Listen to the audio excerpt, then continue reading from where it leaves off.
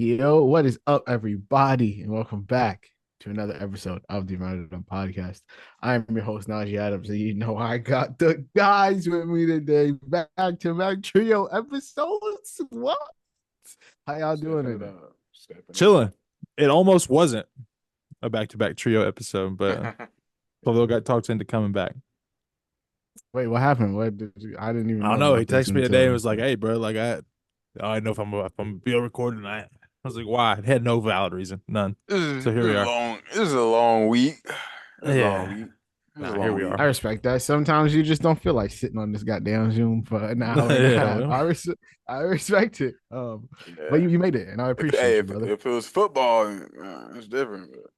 Yeah, we gonna get back to it soon. You feel me? Oh, I can't But wait. yeah, this is the continuation of our top 50 NBA players in the association currently. If you haven't heard the first episode, we went through players 50 to 26, and pretty much we had our own lists and kind of just talked through guys. We had a lot of cool conversations, a lot of good stuff. We didn't know how that episode would go. I didn't know how it would go format wise. We just kind of started winging it, and I think it was a banger. So make sure you guys go check that out if you want to know who 50 to 26 are. Make sure you subscribe to Run It Up Podcast everywhere the podcasts are found. Leave a 5-star rating and review. Follow us on TikTok. I just got around to editing all the TikToks and stuff, so that should be coming out this weekend. So I look forward to that. Subscribe to us on YouTube. You can follow me on Twitter at Najee Adams _ Justice at JReed _ and Khalil at below 44. Everything will be in the description if you didn't know what I just said. So just go down there and you'll be good. But without further ado, we can just dive into song of the week. I think Justice, you went last week. You went first last week. So Khalil, what's your song of the week, brother? Texas Justice about this earlier this week. I've been listening to her album nonstop. It is the artist Madison Ryann Ward, and I've been listening to Unknown. That is the song of the week. So that's a We freaking got a Madison Ward shout on the That's a pod. jam, man. That is a Oh whole my album. Did she used to be God. an actor? She used to be an actor. No, I don't think so. Nah, she used to do R&B, I think, and then she went over to Oh, like I'm thinking of someone different. Christian gospel, whatever you But want it's to like call a it. it's like a very modern like Yeah, Christian music. It's super bro, super modern. she is So freaky talented, bro. it's insane, talented, beautiful, I just looked her up. I'd but never seen her talented. before, but yeah, shout out. Down. Let's go. No, Shout out she's Ryan insane. Madison Ward. You should listen to What's it for a listen Madison pretty Ward much. unknown?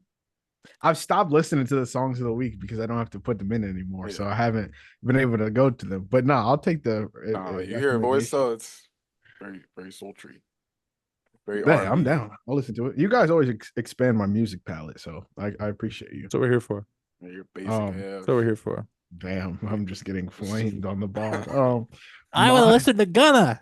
no, Yeah. that's not even it. My song of the week is my I want to song listen of to the week Sleepy is Hollow. by it's not Sleepy Hollow. It was Sleepy Hollow last year. I mean, last week. It's by Wolfacejoeyy. I do What believe the? I gave a song of the week by him before, but it is by Wolfacejoeyy, and it is called Bia, BIA. So Honestly, like make sure you guys go check it's that not out. even like basic. It's just like I don't know who these people are. It's just a bunch of New York people, Okay, bro. I don't know who Madison Ward is, but I respect it. I just be listening Uh, to straight New York music.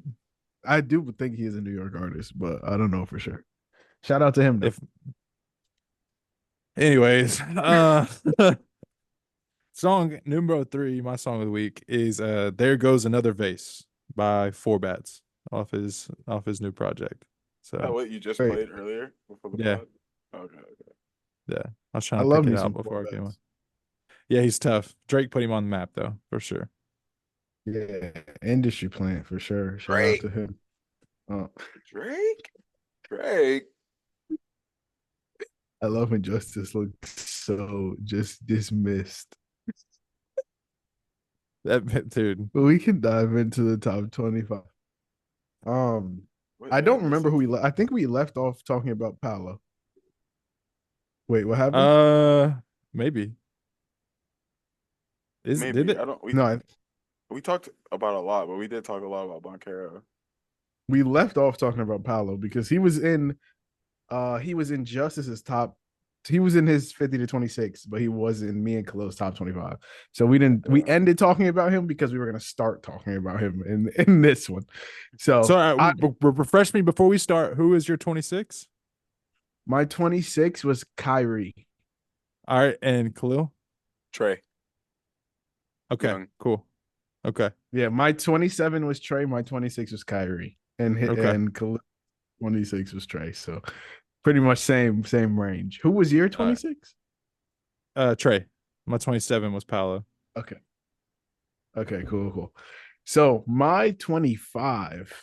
Yeah, I guess we could just say all right, we can just go down the list. So my 25 is Zion Williamson. Wait, it's not Paolo? No, Paolo's my 24. All right, we're gonna have a talk, but you go ahead, bro. I don't even have much to say. I was struggling about where to put Zion on here, to be honest, when I made the list. And I don't even necessarily think I realized how good of a season he had. What, like 23, 6 and 5 on 57% from the field. Obviously, he's not a 3-point shooter, but even 70% from the line is pretty decent for me. And he's obviously the number one option on the Pelicans. And he played a decent amount of games this year, I feel like. So he got much better in the second half of the season. Yeah, he was much better second half of the season. Obviously, his last game was the play-in versus the Lakers. He had a 40 piece, and yeah, it was a great game. But for me, he ended up slotting at 25. And I wouldn't even say that I have a like massive difference between 25 and 20. So like I could probably move him around. I'm open to definitely moving him. So if you can convince me that he needs to go further down, I'm down. But yeah, he slotted in at 25 for me. Okay. Khalil, go ahead, dude. I had Sabonis at 25. And he's in both of your top 25s, right? Yeah, he's lower down for me though. You don't like that, Justice. I just think like y'all have done some crazy like Paolo glazing here somewhere. Absolutely. And I love Paolo. Like I absolutely love Paolo. I mean, last pod I was like, if you told me to be a top 3 player, whatever, that'd be great. You're telling me right now he's better than Sabonis? Absolutely. I don't have him above Sabonis was 19, 14, and 8. It's really freaking good, man. I love that. It's really good. On and really low 30. and really low usage rate too, which is 22 via your stats. Thank you, by the way. Yeah, you're welcome. Yeah, that's what I'm here for. Yeah, we're all going off your stats. So yeah, some people prep for pods and some people just show up. I'm the other side of some people that prep for pods. It depends on the pod. It depends on the pod. There wouldn't be a top 50 if I didn't make an initial top 50 list, and I would stand by that. Oh, he told me that. Najee said it would have never happened if that's cap. I would have made the top 50 1,000%. It might not have happened if you didn't come up with the idea though. I give you that. You definitely came up with the idea to do the top 50. No, that's fine. Okay. Yeah, I absolutely. Khalil, I give credit. I give credit. I give credit where it's due. All right, my 25 is Kyrie. Who I have above Paolo. Kyrie was literally 20. Did we talk about him last podcast? Y'all had him earlier, right? But we 25, barely talked about him. Yeah, I mean, he was 25 and a half, 5 and 5 on literally 50, 40, 90. And that is not somebody like I don't see a world that Paolo's better than Kyrie Irving right now. And that's so like I get it. I get that we all love Paolo.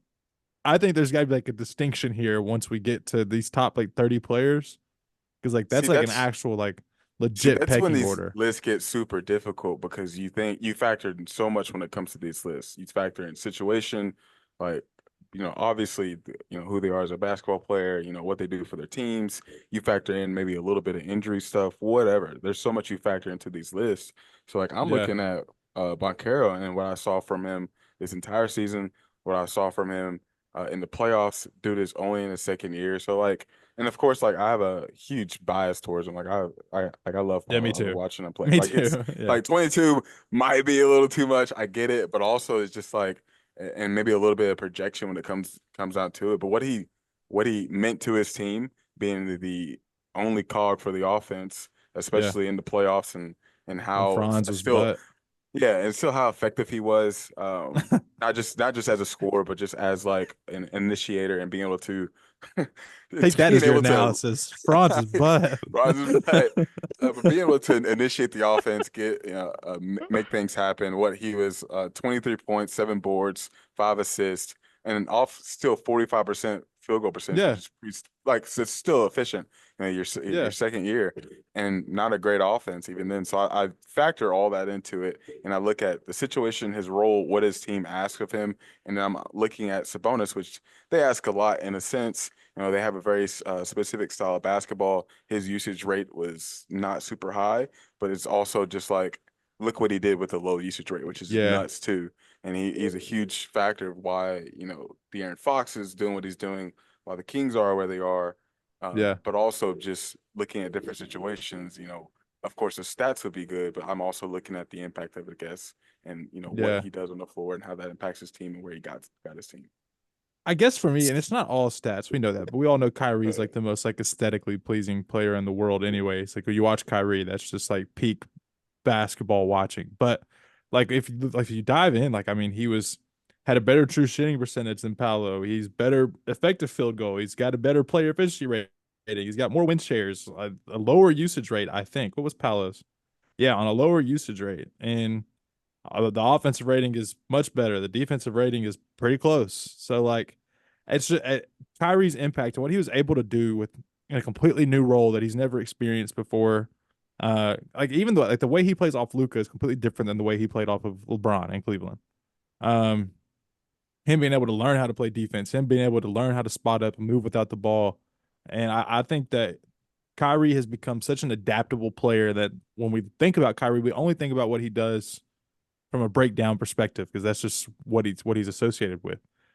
He's learned how to play multiple styles of basketball, and maybe he fell short in the playoffs there at the end. Yeah, But at the end, Literally but just like the finals. yeah, like literally just the finals. And I think that like there's guys on our list like I don't if they don't win the finals and Jaylen Brown doesn't play as well as he did in the playoffs, I think he's substantially lower on this list than he is on my list. You know what I'm saying? Mhm. Like for me, I don't know. I just think Kyrie is still an unreal player. Now, the crazy part is I've got Kyrie at 25, and we look up we got like Dame at 33, like that, and like those two have been like associated with each other for a long time. If not, you would say Dame separated himself from Kyrie for like a 4-year stretch. right. So yeah, it's just hard. Kyrie got put in a better situation that fit him, that he learned how to play in. I don't want to say it fit him initially. So Paolo's great.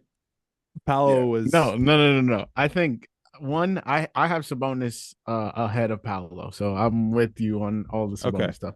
Okay. I will say though, although we tried to not do this based on projections, that's a hard thing to do. So I'm not going to tell you that my Paolo ranking isn't somewhat based on what I'm projecting him to be. If we Right. come back to this list next year, I think Paolo probably goes from 24 to maybe 12.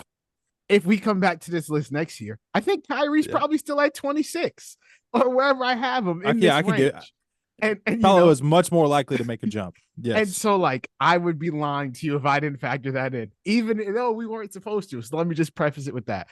In terms of like, I think Paolo and Kyrie probably had two very different jobs. I wouldn't even say that Paolo's job was harder. I'll just say that like they go as he goes. If he has an off night, they're getting blown out by 30. If Kyrie has an off night, Luka might just score 60 and they still might win.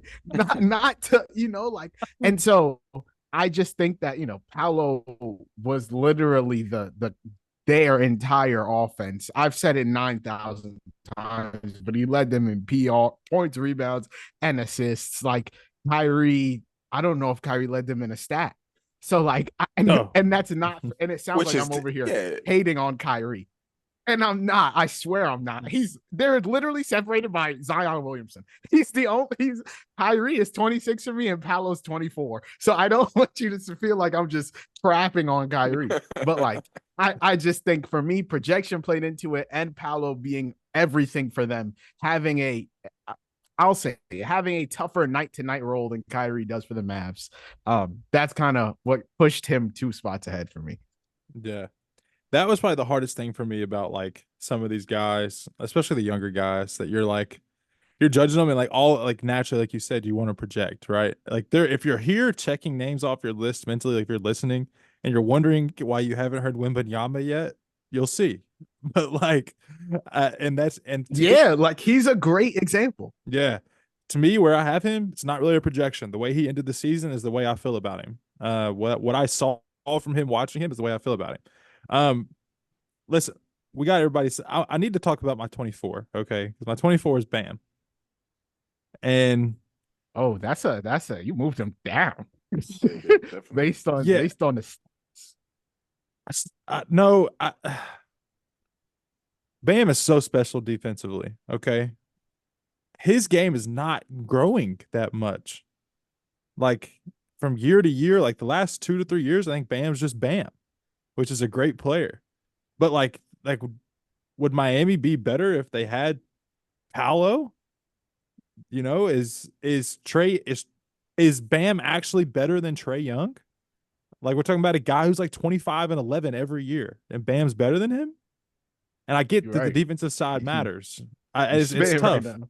It really comes down to preference at that. Like it's just like what do you prefer? Where they are, like what year did they Yeah, have? It's not like, and they play different positions at that point too. So it's just it's weird. yeah. I mean, Bam is probably, I don't know, is 19 and 10 and an all defensive guy hard to find? Yeah, super hard to find. But is 26 5 and 5 on 50 40 90 hard to find? Yeah, super hard to find. So it's literally just like your preference. I just don't want to feel like I overrate Bam because like I think Bam is one of the more underwhelming games to watch on the eye unless you're just paying attention to his defense, where he's clearly stands out. He's probably the most switchable, one of the most switchable bigs in the league. Um, and the rim protection's there. But he's got Eric Spoelstra over there. You know, like situation matters, and we talk about this all the time. I just feel like a part of me, I'm more leaning into you all to see if you think I have overrated Bam, but obviously not because you all have not said his name yet. So, but maybe and okay, right? And like I'm looking at this too, and it might be some time to adjust. I agree because for me, I have him at 21, and I'm going through and I'm looking and like for the past, I feel like the thing with Bam is like everyone knows he's a good defender, but the thing coming into every year is like, oh, he's about to take this step offensively. He's getting like AD comps, and it's like, hey, maybe he's a slight, even if I would say they're the same level defender, to be honest. And but like AD's giving you 24, 25 a night. Like, I think their offensive games are very different. So every year coming in here, we think, wow, Bam's about to take this leap. I don't know when the leap is coming because this is 4 years straight. His points per game 18.7, 19.1, 20.4, 19.3. He's not taking threes. It ain't happening. He's not attempted a 1-3 like total. Like he over the past couple years, his 3-point attempts per game 0.6, 0.2, 0.1.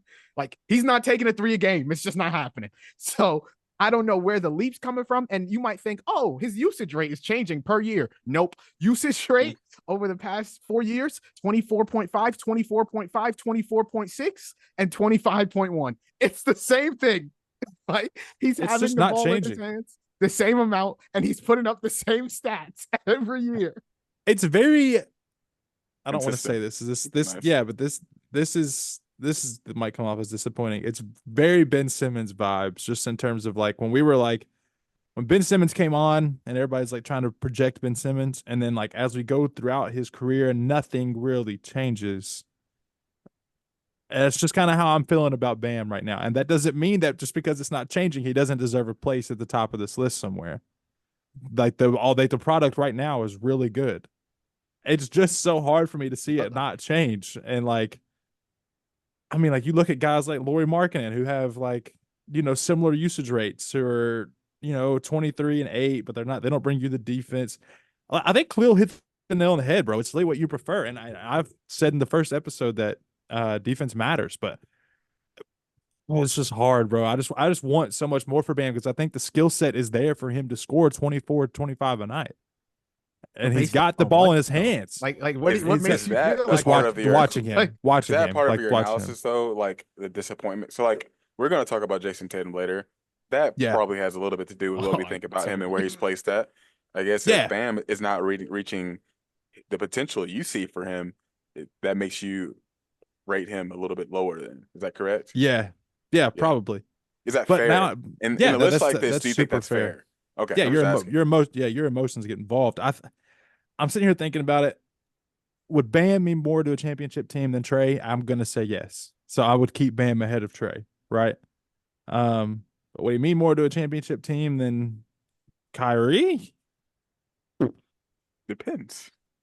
It's all. I mean, it's all situational. But yeah, in a vacuum, I think you probably lean towards Bam for the value he brings on both sides of the floor. It's not like we're talking about a guy who's a slouch, right? I mean, he's still 19 a game on 52, 35. Is he better than Zion? No, I've got Zion higher than him. So I would take the offense. I'm gonna have to adjust my joint. He going behind Zion for me. I'm not gonna lie. I've got Zion much higher than you all, I think. Or at least you, Nosh, because you've already dropped not Zion's name. He's way up for me. Is he better than Sabonis? No, I would take Bam over Sabonis. Yeah, I would take Sabonis. I think. Yeah. Similar usage rates, by the way. Yeah. So I think I might take Sabonis too. I don't know. That one is tough for me because like Sabonis is obviously just kind of a natural playmaker, and like you can't really Khalil. teach. It's the defense. It's the defense for me. It's the defense for me. If y'all watch his pod back, there's a really funny part that just happened like 2 minutes ago. I just like if you find it now, you can clip it for me. But when you almost fell out of the chair, I got you. Yeah, did you see my face? Yeah, I kept it moving, but I saw you. Okay, good job, great job. Yeah, for sure. I didn't even see it. Yeah, you'll see it. I don't know what happened to it. We're good though. But anyways, go on. But yeah, bro. I'm just looking at Bam. Like he shot 52% from the field and took less shot attempts this year. Like that's and last year he shot 54%. So like I think his offensive game, if anything, took a step back. I think if you're then it was in 2022, 23. And like granted, I do think they asked him to do a little bit more facilitating. But even then, like if I would probably still take Sabonis. And like I think I just kind of put Bam on here based off like pedigree and like kind of what I want him to be, and maybe not what he actually is. And so yeah, bro. Even like I'm looking at like I'm thinking like, damn, like did he take different shots this year than he's used to? But like no. He I'm looking at like cleaning the glass. They show you like his shot attempts in different areas of the court like per year. And it's like 47% from the short mid this year, 49 last year, 14% from long mid this year, 10% last year. Like for the most part, he's taking the same shots. Same guy. He just missed more. Like I'm not gonna lie. So yeah, that's kind of my take on Bam. He's definitely moving down my list. I'm not gonna lie. He still probably falls in the top 25, but yeah, he's definitely going behind Sabonis for me. He probably is 25. I'm not gonna lie. If I'm moving, I have him right next to Sabonis at 24. So I mean, like yeah, he's 24. He's literally right next to Sabonis. So I mean, it's like, yeah, but I would, yeah, that comes down to do you prefer the hub that Sabonis is offensively, and there is value in rebounding, and Sabonis is 14 boards a game. So, you know, yeah, I mean, and Sabonis is uber efficient. The true shooting percentage is, he's almost 6-7% higher than Bam. So I think it's like Bam's got a higher usage rate. Yeah. That's nuts. I think it's still some of the stuff you can do with Bam offensively was still initiating and DHOs, and then what you like if I'm building a team, I guess you could say, and then what I can do with him versatility wise defensively, the way I see it, and what I can do with him and the basketball player he is. So I guess that's just like the what edges him over for Sabonis. Yeah. Edges, no Diddy. Yeah, I know. 20... That's the only word that came to mind. I don't care. Yeah, I got you. Second Zesty in a row. So sorry. Yeah, it's tough. Did we get everybody's 24 there? 'Cause I'll just I go. just went right into my Bam venting. So You did, you did. I'll just go 25 to 20 for me. I'm okay. adjusting on the fly. So my 25 is Bam, my 24 is Zion, 23 Paolo, 22 Sabonis, 21 Paul George. Boom. All right. I went wait, do you want to get your 20 out? Oh, 20 De'Aaron Fox. Yeah, okay. 25 was Kyrie, 24 was Bam, 23 was Sabonis, 22 was Paul George, 21 was De'Aaron Fox, and 20 was Jimmy Butler. 25 is going to be Sabonis, 24 Bam, 23 Zion, 22 Paolo, 21 Paul George, 20 De'Aaron Fox. So Khalil is officially the highest on Paolo. That's what we like to Absolutely. see. That's what we Absolutely. like to see. I would have if there were odds on that, Khalil would have been like minus 6,000 to be highest on Paolo. Like that was facts. You can find those odds on FanDuel at Yeah, shout out. Shout out number one engagement baiters, FanDuel, baby. The Bronny stuff was nuts last night, bro. It wasn't Just, me, but shout out to my guys, man. it We was trying to get everywhere. them numbers up. Is there anything here y'all want to talk about? So, like, okay, amongst wings, like Paul George and Jimmy Butler, I really struggled because Paul George, Jimmy Butler, Jaylen Brown was the one I was like, woo, those yeah, three. yeah, but they all are like, they all can score, they all play defense, like. I do feel like it's a preference thing, honestly. Like Jaylen, I'm gonna be honest with you. Jaylen Brown is highest because he won the chip, was Finals MVP, and had a crazy playoff run. That is why he is the highest on this list for me out of those three. There's no shot before the playoffs I have Jaylen Brown above the. He probably would have fell in that like 30 to 27 range. Oh, crap. Didn't expect that. Yeah, before the playoffs, you could not have convinced me he was better than Kyrie. Or Trey. That's a great cutoff. Yeah, or Trey. And I mean Jamal Murray too, who's had phenomenal playoff runs himself, who was up there. But what JB does on both sides of the ball, and I mean he was elite on both sides of the ball. What he was able to do defensively, I feel like he earned his spot for me. He's a little higher, up there at 19. But I struggled so much with PG and Jimmy. I knew I had to, in my brain, I wanted to find a way to get De'Aaron Fox into the top 20 so bad, and I just could not do it. So he landed on 21. But I don't know. I don't even have any like discrepancies there with you two. I mean, we're all kind of flirting with the same people in the same areas. So yeah, I feel like when we get down here, it's gonna be a lot of that. Like you're really splitting hairs until you get to like that top 10. Like even like I feel like 14 down is like a little bit of like, okay, you can, these guys are all interchangeable. yeah. Yeah, I wish I could put Paul George higher. I want to actually. I said 14, bro. Just kind of can't. Yeah. Below Jimmy Butler at that point. I know he's had some injury history, but so is both of them. More proven though. I mean, I would kind of ask you guys just broad thoughts on Paul George, the player, and like who he is and kind of what he's become on the Clippers. Like, do you think it's any like, is he kind of giving us what we expected him to give on the Clippers, or is it kind of something different? I think when you looked at, especially coming off, if we're talking about like a broad view of like just the Clippers this season or just like his time with the Clippers. I feel like his time with the Clippers. Yeah, I mean, coming off his season at OKC, I remember when the news dropped of him and Kawhi, and we were recording the second take pod. We were. and it all came out while we were sitting there. We recorded the second take pod. That was a crazy live reaction. That was nuts. In person. And I believe I was on death. Xbox. Yeah, I was scared to death. And I mean, Paul is obviously, you play with a guy like Kawhi or something, your stats take a little bit of a hit, and then you bring in like the James Hardens and the Russell Westbrooks of the world. But I think what Paul's done is adjust again. He played a year with Russ and he got used to like not always having the ball. And I mean, he's still 23, 5-3. He's an elite defender. He's 47, 41, 90. I mean, I would say he's exactly what you want him to be. And Mhm. He's not as bad in the playoffs as people make it out to be. It's the same situation as James Harden, where we oversell their playoff shortcomings because they're big names, and that's just what you do. But I just don't know if he has the impact on. I've not seen him be able to do what Jimmy has done in the playoffs for me to be able to vouch for putting him over Jimmy. It's the biggest thing. It's the biggest thing. Yeah, 1,000%. Like I've seen Jimmy Butler carry a team to the finals, Crazy. and like take 2 games off.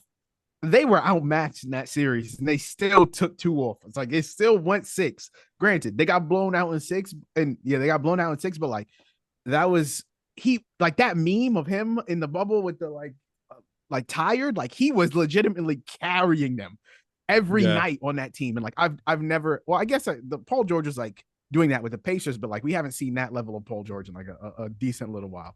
So I don't know, like just that ability, and like Jimmy does that damn near every year. Like they went to the finals last year, beat the Celtics as an 8 seed. Like like he does that all the time now. So like prior to the bubble, did you all even like think Jimmy had that in the tank to like carry a team that way? Not like that. No, not in the slightest. No, I thought there Even was like a handful of guys who did that. Bro, I like literally he was not up there for me. And after the bubble, I was like, oh, that's lit. He's him.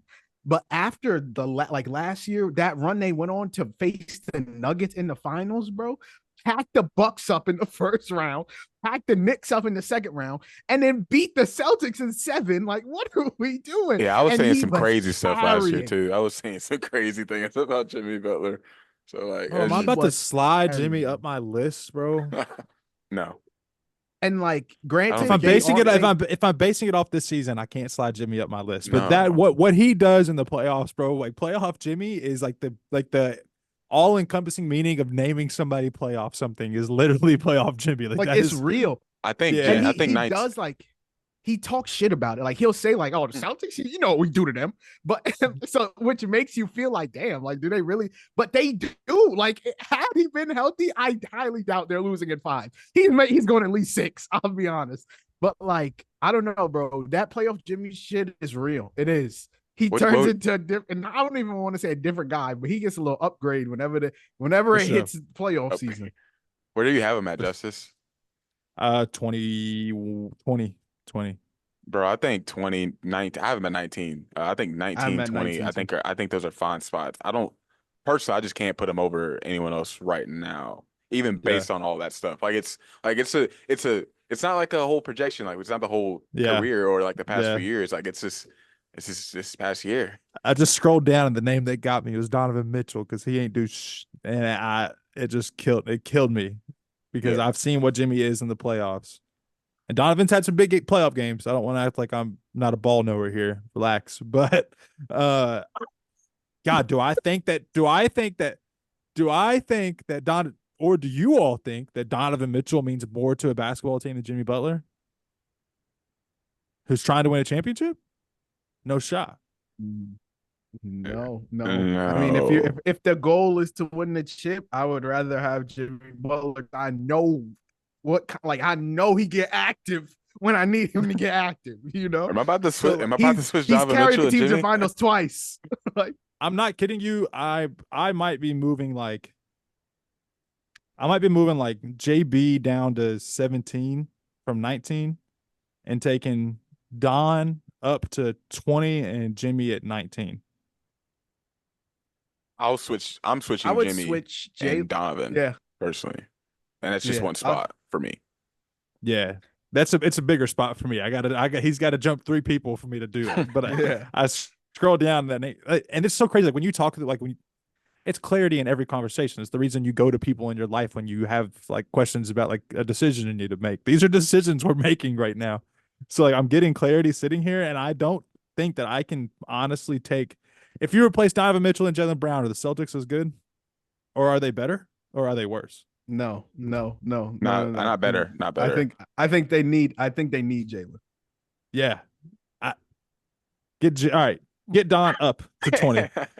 Don up to 20. Who's the other 3 that Jimmy's jumping? It'd be Jaylen, Zion, and Donovan. I would say I would keep Zion right there. No, I'd probably move Zion to 19 and then go Jimmy JB at 18, 17. Okay. Okay. For me, I'm adjusting to move. So 19 is Jimmy, 18 is Jaylen Brown, 17 is Donovan Mitchell. I am swapping Jimmy and Donovan Mitchell and moving. So it's going to be Jimmy 18, Donovan Mitchell 19, and Jaylen Brown 17. So mine now would be I still keep 19 him as one. Donovan. 19 would be Donovan, 18 would be Jimmy, and 17 would be Jaylen Brown. Yeah. I think that's much more justifiable. Wait we till started they off talking about Jimmy Butler and Donovan Mitchell just caught straight. just caught just absolute strays. This is not shots at Donovan Mitchell, bro. He's so good. I just can't see him holding more value than Jimmy to me if I'm trying to win championships. And at the end of the day, that's what matters here. Hey man, 27, 5, 6. That's pretty good. Yeah. Yeah. Donovan Splits Mitchell, were good. pretty good. Brother's 31% for usage, yeah. But still. Yeah. Wait till they hear my next guy. Since we basically just went all the way up to 16. And I think this is where we're gonna have to stop on this person. Okay. So we basically, we went up to 16. So yeah, go ahead, go for it, Justice. Give us your 16. All right, so 16. I moved him back a little further than I had him originally. I think I had him at 14 at one point. At 16, I went with Victor Wembanyama. Okay. And to a lot of people, me too. Yeah, to a lot of people, this is going to be crazy, I think. He's a rookie. And it's kind of similar to what I was just talking about with Jimmy. And the statement I just made was, I don't know if Donovan Mitchell could mean more to a championship team than Jimmy Butler. I don't know if anybody who's behind him on a competent roster would mean more to a team than Victor Wembanyama. One, he should have been DPOY as a rookie. He's the best rim protector in the NBA. He is switchable. He's got good feet. He's got good vision. This is what I sent them, and this is because I think Naj, when I initially sent the list, and I was just like, bro, you are like high on Vic. And then I was like, bro, his last 30 games, he was literally 20, 22, 11, and 5 with 4 blocks and a steal. And he still ended the season at 46, 35, 78. And we've seen him shoot the ball. The PER is a 23. What Victor is going to be is not what we're projecting here, because he will be the best player in the NBA, barring he doesn't get hurt at some point, just because of his value on the defensive end alone. The way he deters, and this isn't just the metrics. This is when you watch them play and the way people run away from him, and the way they avoid the rim, the tough shots he makes you take because he's on the back of your mind. And I cannot think that these guys behind him, like Donovan, Zion, and Jaylen and Jimmy, are just huge names in this sport. But I can't say that they're just have a more impact on a winning team than Victor would right now, just from what he brings you on both sides of the ball. Yeah, no, I will say, I was the guy that was a little bit shocked by, because when Justice first sent us his rankings, like you said, he had him at 14, and I was like, whoa, Wemby 14, and then he kind of broke it down to me, and then I started to look into it, and he ended up falling in the same exact place for me, 16. Piggybacking off pretty much everything you said, like his rookie year was pretty insane. Like to average 20 points, 3.6 blocks, which led the league. As a rookie, led the league, best rim protector. You already 10 pounds, 4 assists, a steal a game from 3, but like 32% from 3 on the Spurs, where literally everyone's game planning for you. Still pretty good, and 46% from the field. Like he's going to be insane. And like when you dive into even more of it, he had a 30.9% usage rate, which is like as a rookie on like. That's insane. Like I was looking up Paolo's last year, and you think like, oh, Paolo had the ball in his hands a lot last year. He did, and only Paolo's last year was only 28.1. So Wemby had a 2 percentage point higher usage rate than Paolo did last year, and had an insane season. And when we talk about just like what he brings to the court, he like on his on-off splits, crazy. Team score 8.5 points per possession less when he's on the court. That's 95th percentile of, like, that's insane. Like that's literally historically good. he added like his expected wins added was plus 14. Like to a bad team. To a bad team at age 20. Like with no point guard. That's what I'm saying. Like they were running Jeremy Sochan out there. Jeremy Sochan. Who wouldn't make my top 200. Okay. So like, that's so mean. And like he still has so much to figure out on the offensive end. Like that him averaging 21.4 off just winging it is legitimately like frightening for the league. Like he's going to be insane. By year 6, Wemby is, I don't even know how to project. Year 2, bro. Like, he's going to be nuts. He's going to be nuts in 3 months. He's going to be nuts. And I remember saying on the pod pre-draft last year, like, oh, they always say that, unicorn. Me too, bro. Like, we were like that. Like, and we all talked about, I think we all talked about injury being the whole big thing, though. Like, what really held us back as far as we all had a number one, but just injuries really holding us back from saying anything. Obviously, we weren't like truly exposed to Vic, though. You know what I'm saying? Like, and we all know how high I am on Chet. We've talked about it on this pod. I think. And for a minute, I was like, yeah, this can be a conversation between Chet and Vic. No, it's not. It's not ever going to be a conversation unless something catastrophic. Unless Vic loses his right arm, this shit don't matter, bro. Like, I can't explain to you, bro, how many years into you think he's unarguably the best player in the league? 5. Oh, okay. I was expecting a little bit sooner. Nah, Jokic is just a freak, bro, and so is Giannis, and so is Luka. I can't, like, for it to be unarguable is I think you're giving 5 years. I mean, like, you think about LeBron. Yeah, year 6, year 6. Yeah, but like year 4, you could have made an argument for LeBron. Like year 6, you're like, okay, yeah, this guy's he's actually just better than everybody. So, yeah. And at some point, we're gonna look up and we're gonna look at Victor Wembanyama. He's going to carry the Spurs to some crazy ass finals run at some point in the next 6 years, 5 years. We're like, yeah, you know what? That guy's actually just better than everyone at this sport. Yeah.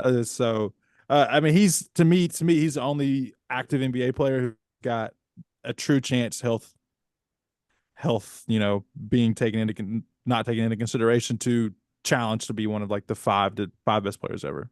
So I think he's a freak. I truly think he's an absolute freak.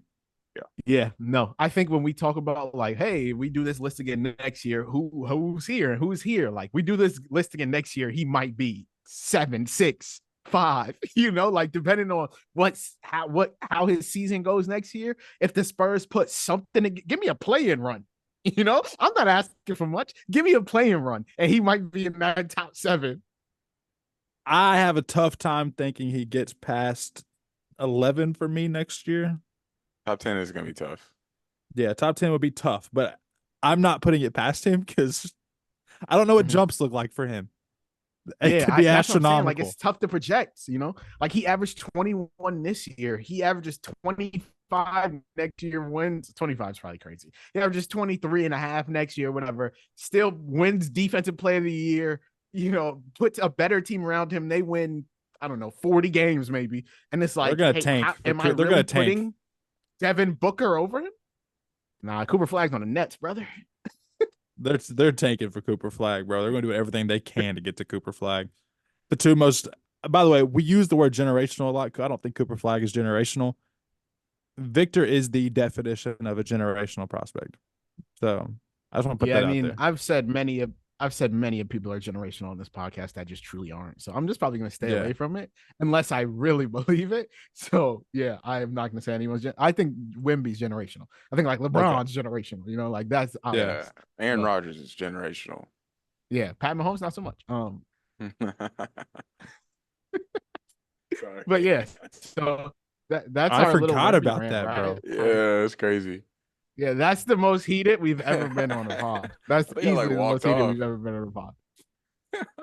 No, you were there for the whole thing. You were trying to I think I walked off as soon as he said that, though. He said that, and I walked off for a second. He's not generational. Oh, yes. Whatever. He's just not. Not talking about it. The only generational I thing he's refuse. done is be a complete psychomaniac who makes terrible decisions all the time. Anyways, All right, whatever. I'm I gonna mean, preface. I totally agree with that. I'm gonna Yeah. preface this. I hate not having this person in like the top 15 just because I do think it's very deserving. Based on the play, we didn't really see this coming out of this player. But what they meant for their team, what they did for their team in the playoffs, especially this year, and jumps they took, and how honestly just how they carried the team, being a 6'1" guard, something like that. I'll put Jalen Brunson at 16 though. I hate not having him in the top 15, but I'm just going to say these next three: Jalen Brunson 15 or 16, Ja Morant 15, and then Victor Wembanyama at 14. And I'm not changing. I'm not changing it. I'm not changing it. Falling in behind, I had Ja at 15. Obviously, for us to do stuff with Ja is kind of difficult. I haven't seen him a lot recently, but I have seen him play basketball before. Pretty good. That brother, nice. Where He's he had so the nice, Grizzlies, where the situation he had the Grizzlies in to what he kind of had the Grizzlies in like a similar situation to like what Shea did to OKC. You know what I'm saying? Like these guys who take franchises. Bro, they were winning back-to-back 50-win seasons. Yeah, they kind of take franchises and like speed up their expectation for what they thought they were going to be, and that's special. And I think Shea just does so much more defensively that I've given him a lot more respect than I ever gave Ja, probably. But Ja at 15 is tentative for me because I think he could be in that 10 to 12 range for me. And then at 14, I went with Brunson. I went Wemby 16, Brunson 15, Ja 14. I think it's very well documented. Ja's my man, so I love me some Ja Morant. I think Brunson, his career has taken like a completely different trajectory than I would have ever thought. Like, I don't know that I ever saw him being the 1A on a like legitimately scary playoff team. I think fully healthy, the Knicks probably give the Celtics a run for their money. I really felt like they were probably the second best team in the East if they were fully healthy. They had the best chance to guard them. And that's even with the Bucks. Have we haven't talked about the Mikal Bridges thing. Can we talk about that real quick? They're sick. Yeah. They're gonna be insane. Like, I know they paid a lot for Mikal Bridges. Did they though? They gave up 5 firsts and I mean that's a lot. That's a lot of they picks. gave up 5 Maybe did they first though? And Bojan. They gave up 5 unprotected first and Bojan. Like, I don't know that they're gonna be like, oh, I think they're fine. Yeah. It's a lot. Let's not leave out the pick swap in there. But pick swap the second. But like, you can get those back. Like, I don't think that they're like pressed over it. Nosh. They could have called the Suns and got Kevin Durant for basically half of that. I don't know. In my opinion, I don't know about that. I don't think the Suns do that. You think the Suns with basically no draft capital? You think that they think they can more than they do it? I don't. They're think wrong. They're dumb. I don't think they do it. The Suns do not do that. They just don't. Like, new owner? Like, we listen to a lot of Bill Simmons, right? Like, there's this new owner syndrome. Like, he's not gonna. He just traded for Kevin Durant right before he got there, made him do it. He's not gonna trade him the very next year just because it didn't go well. Yeah. Okay. Well, that's how you're a bad owner when you get a shiny new toy and think you need to go. But he's a bad owner. Was playing with himself, bro. They need to hit reset before it's too late. Absolutely, but they're not. I agree. I felt the same way about the Nets, and which is why I'm glad that they I think it's a win-win. I don't think the Knicks are going to look back and be like, "Damn, I wish we didn't trade those 5 unprotected first." I think they'll be fine. The same way that I think the Nets are happy. The same way I think the Nets are happy that they traded Kevin Durant for like 15 firsts, and they're cool. The Nets did perfect getting out of that. Getting out of James Harden, Kyrie, and Kevin Durant, they were perfect. But anyways, that's another conversation for another day. You all think that having Mikal makes them better than if they had added Paul George? Makes them better? It makes them cheaper for right now. They're cheaper, which can make them better. I think Paul. They're not paying as much, and they're even not going to pay as much, even if they bring in Paul George too. We got like a 20-player gap here between Paul George and Mikal Bridges on the list. Absolutely, but they didn't.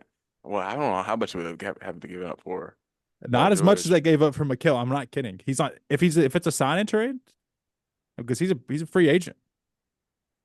Yeah. So I mean, If you could sign a trade, make it happen. I mean, you're But probably they're giving giving up 5+ first-round picks for Paul George, right? no, No, no. He's 30, he's 33, 34. I He's not know, going to take that amount of picks to get those but we guys, all bro. but you also just said a When it's 20 Kevin player. Durant, it is. You also just said a But 20-player gap though, so it's like yeah, I don't but know. Like I don't know. it's harder to me. It's harder to trade for a cheaper contract on a guy that is Yeah, 27, 28 than and he it wants is 4 years. for a guy losing. First of all, who's on an expiring or can opt in, but and then you think about what they're doing in terms of their age and how much time they have left. Like, that's an Injury asset. history. That's an asset that can dwindle very quickly. So I think that the price is cheaper on a Paul George, even if there is a 20 player gap than it is on Mikal Bridges. At least if I was an owner, that would be my thought. I would value Mikal Bridges as an asset more than Paul George. Well, So just I like would, you say that though, you look at Mikal Bridges and what he brings to the basketball court. Like if anything, he's gonna be there. He's gonna play. Dependability. Like that's what he but does. we're assuming they're You know, trading Julius, right?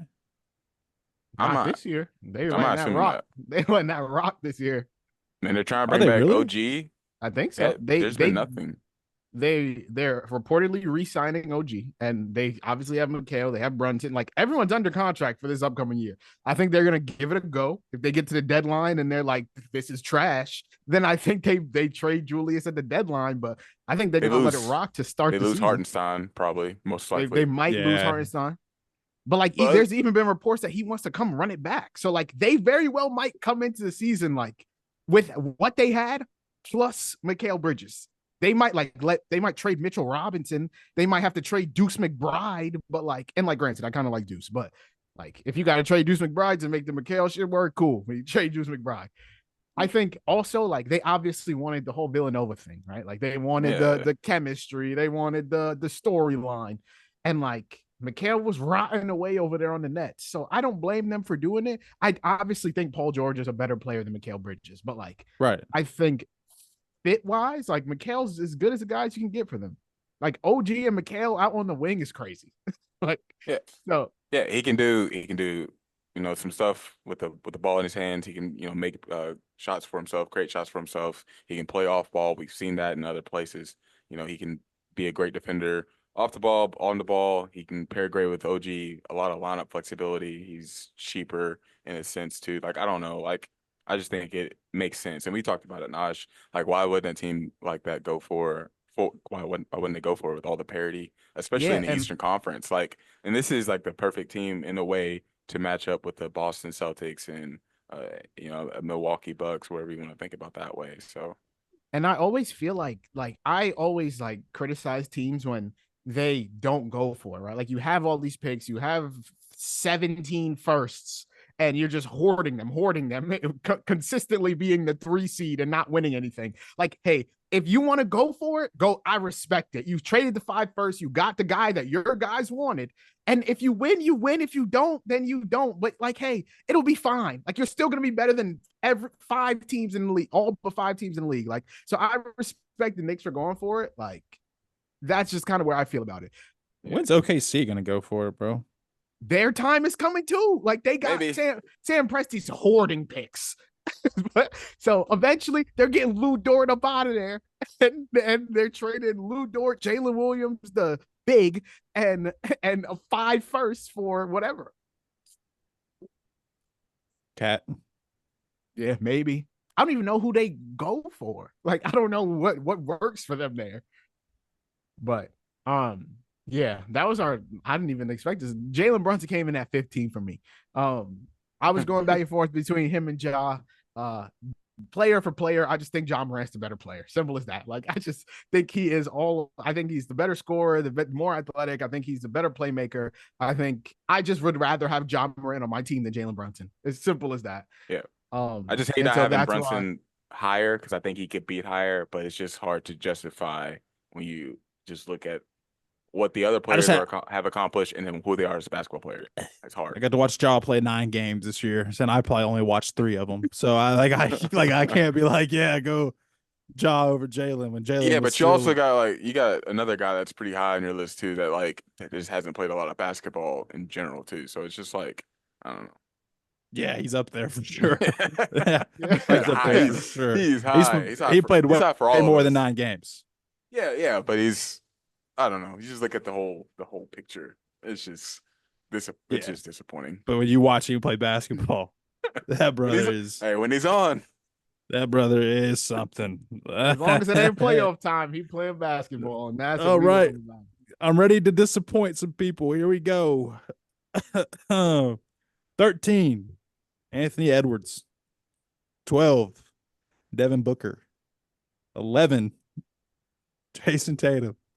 That's gonna hurt feelings, bro. And 10 is Anthony Davis.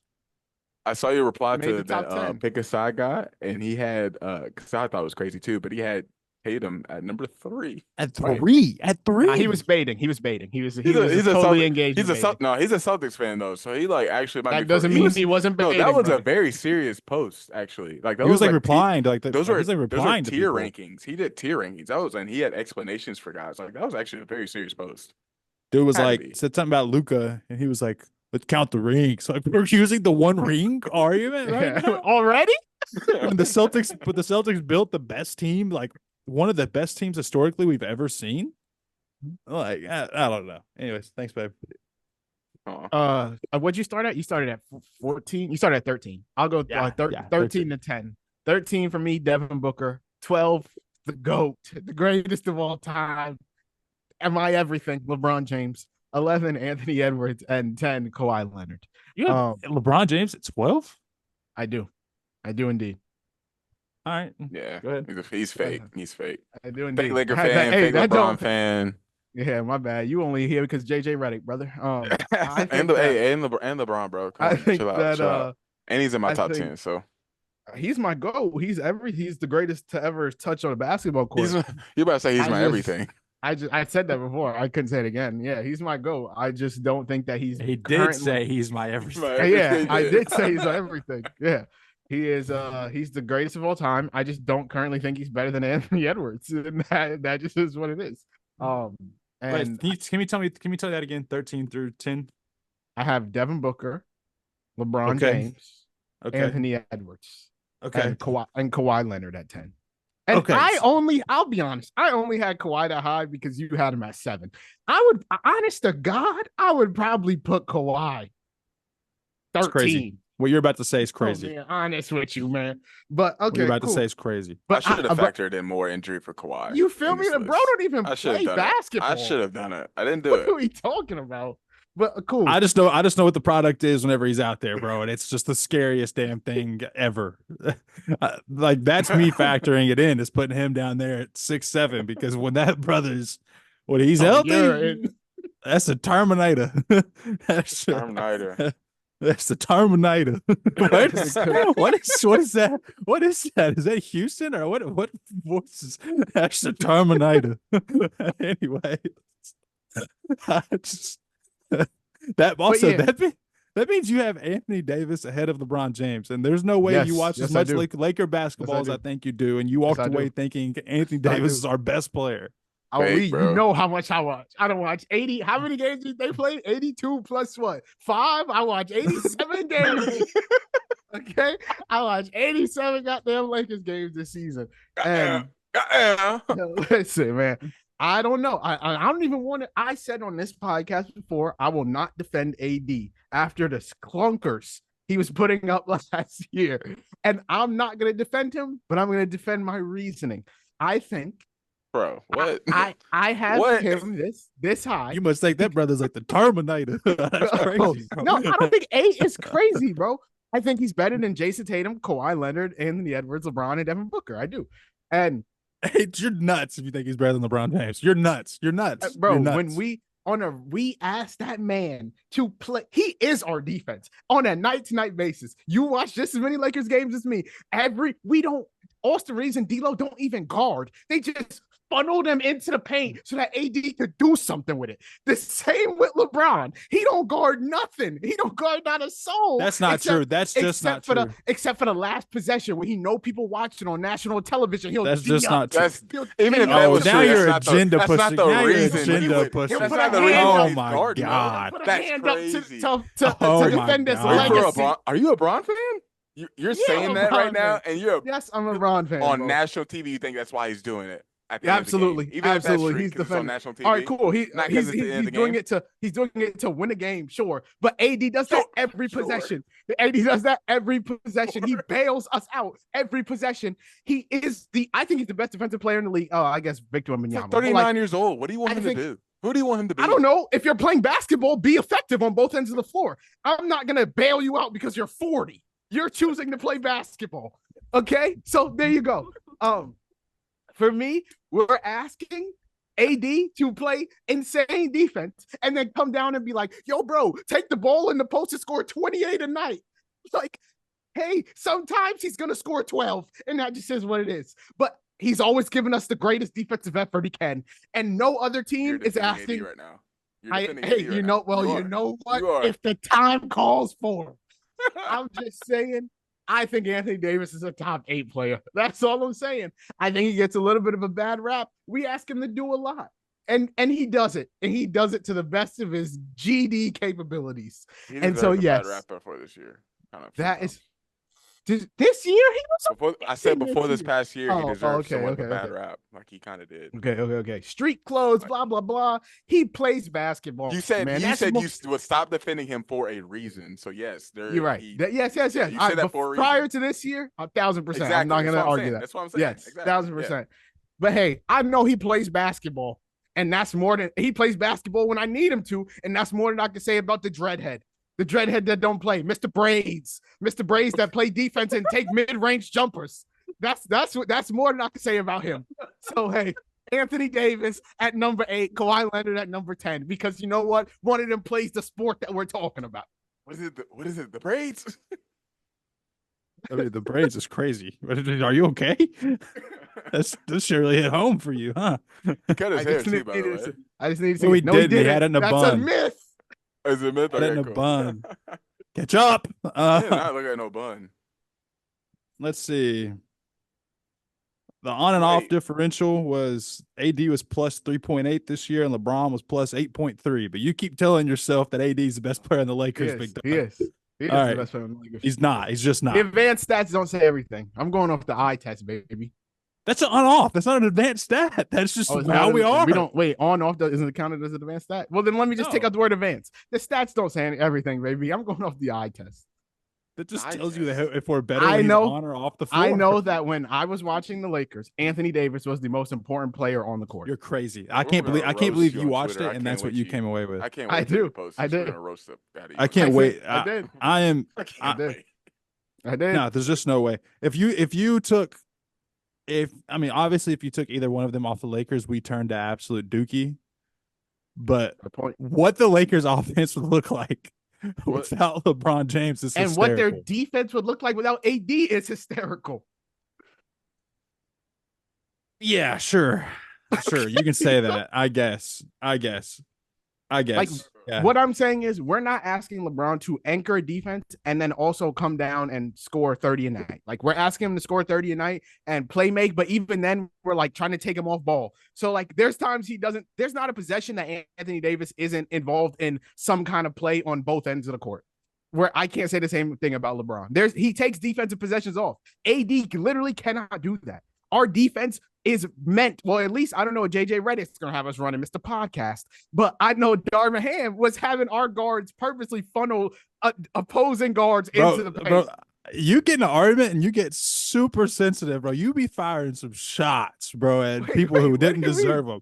Why is JJ Redick he's our coach, Mr. Podcast. I would have said that before this. What do we mean? Yeah, whatever, bro. You're Mr. Podcast. You're literally doing a podcast. Yeah, and he's got 3 of them. So we're cooking Mr. ESPN, Mr. Call in the finals, whatever, Mr. Shooter. He retired from that. He retired. He retired a week ago. You are like throwing shots for no reason.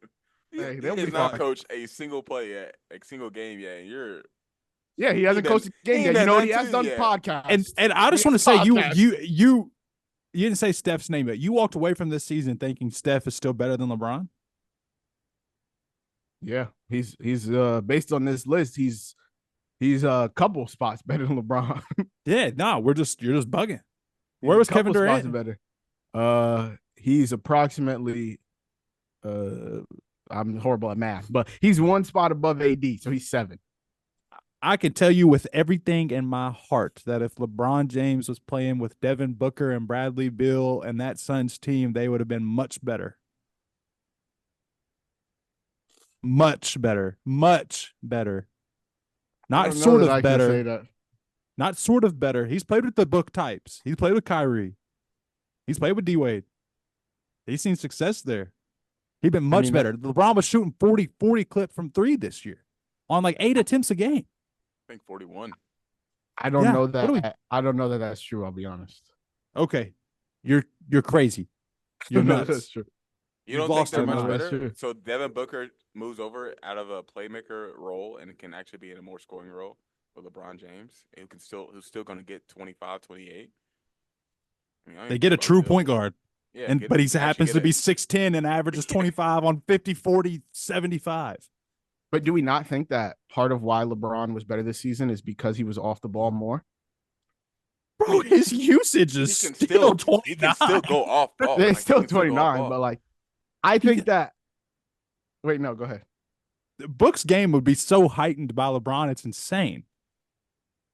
While he's shooting 41% and averaging 8 assists per game. I mean, like Book. Actually, maybe more. Book played at the 29% usage as well this year, and KD was at 29. So they can do the usage thing. But what he's able to do playing off the ball for like those puzzle pieces would just be so much easier to put together than Kevin Durant and Devin Booker. It would be better, Naj. Okay, it would be better. One part, but I don't know that proves that he's the better player. Like that's based on the Suns. That's based on the Suns roster construction. That Suns team is whatever the fuck. That's a very like limited roster. So Kevin Durant to the Lakers on this roster.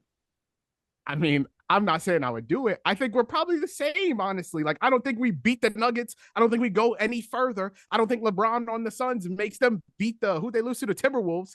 I don't. I think they lose to the Timberwolves. I think we lose to the Nuggets. I think the seasons go pretty much the same.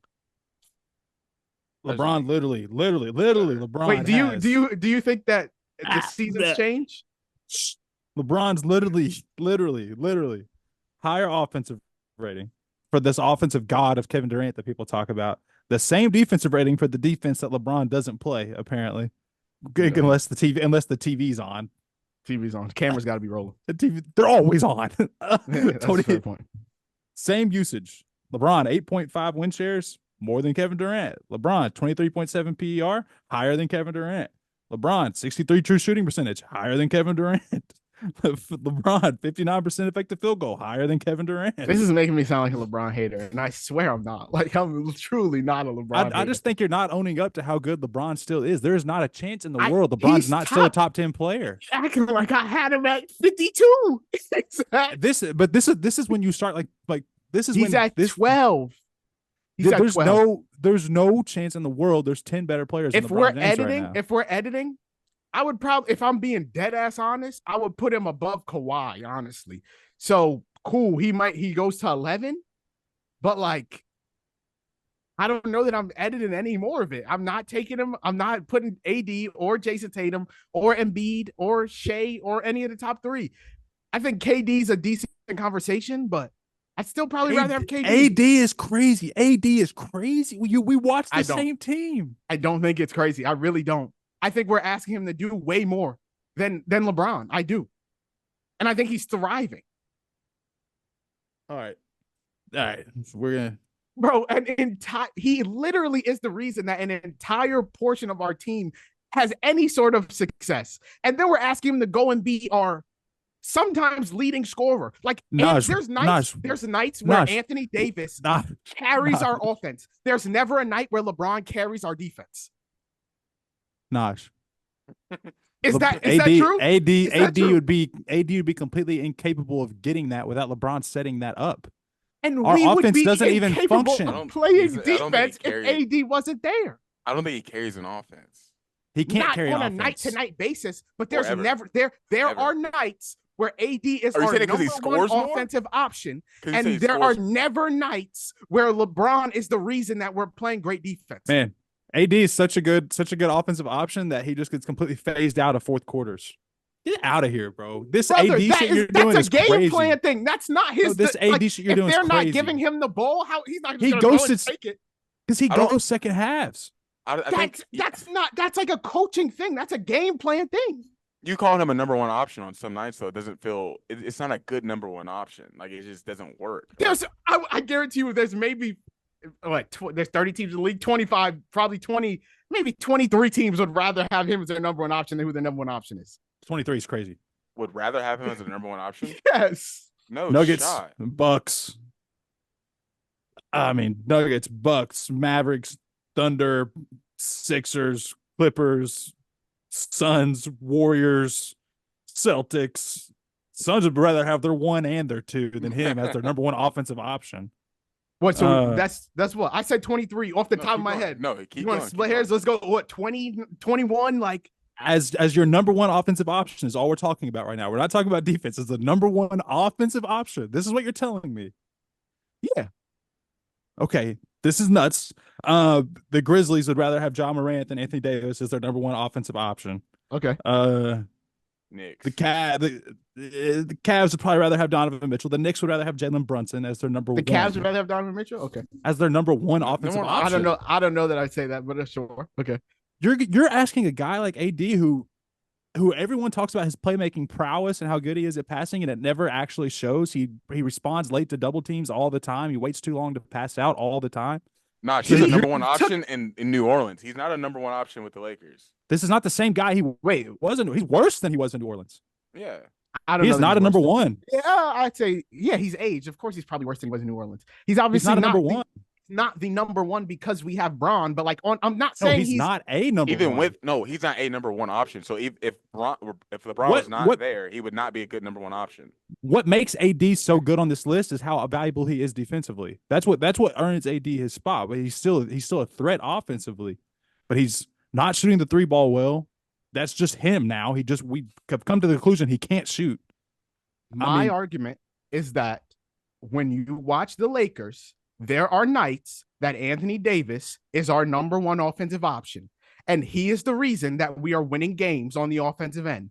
There are never nights where our defense is surviving because LeBron is the primary defender or the reason why. It's about scoring the ball. It's about scoring the ball. Our offense wouldn't function without LeBron. We would literally look ridiculous. And our there's 2 sides of the ball, brother. Our defense would be horrible if we didn't have AD.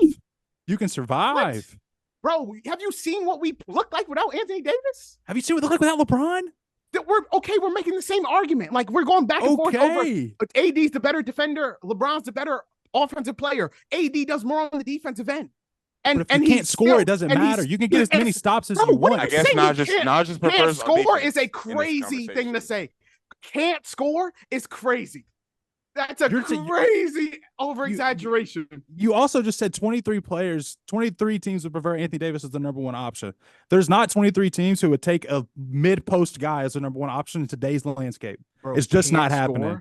Can't score is nuts. I'm not. We can't score. He averaged 25. I'm not talking about him. Brother.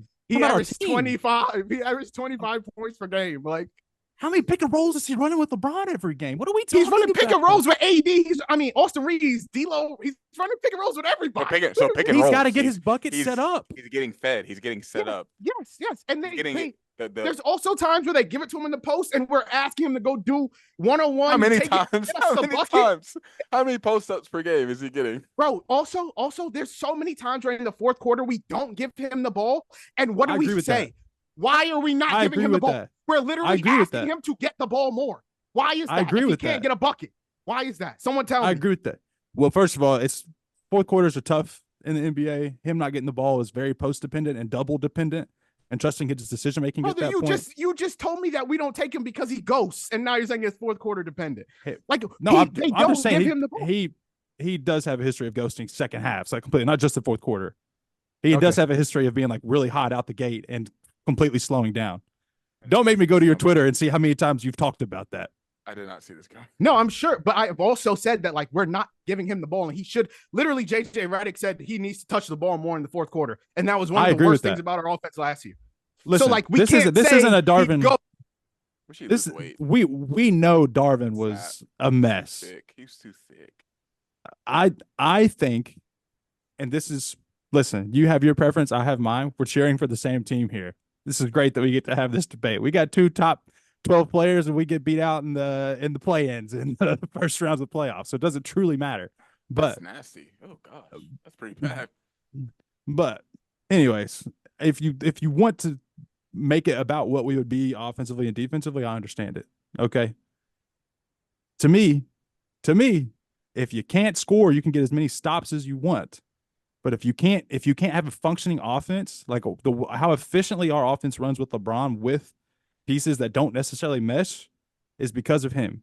And I think AD on a random night in December can be great as a number 1 option. I think AD in a random second round game, what AD was in our finals run, bro, was nuts. I don't think he's as good now as he was then.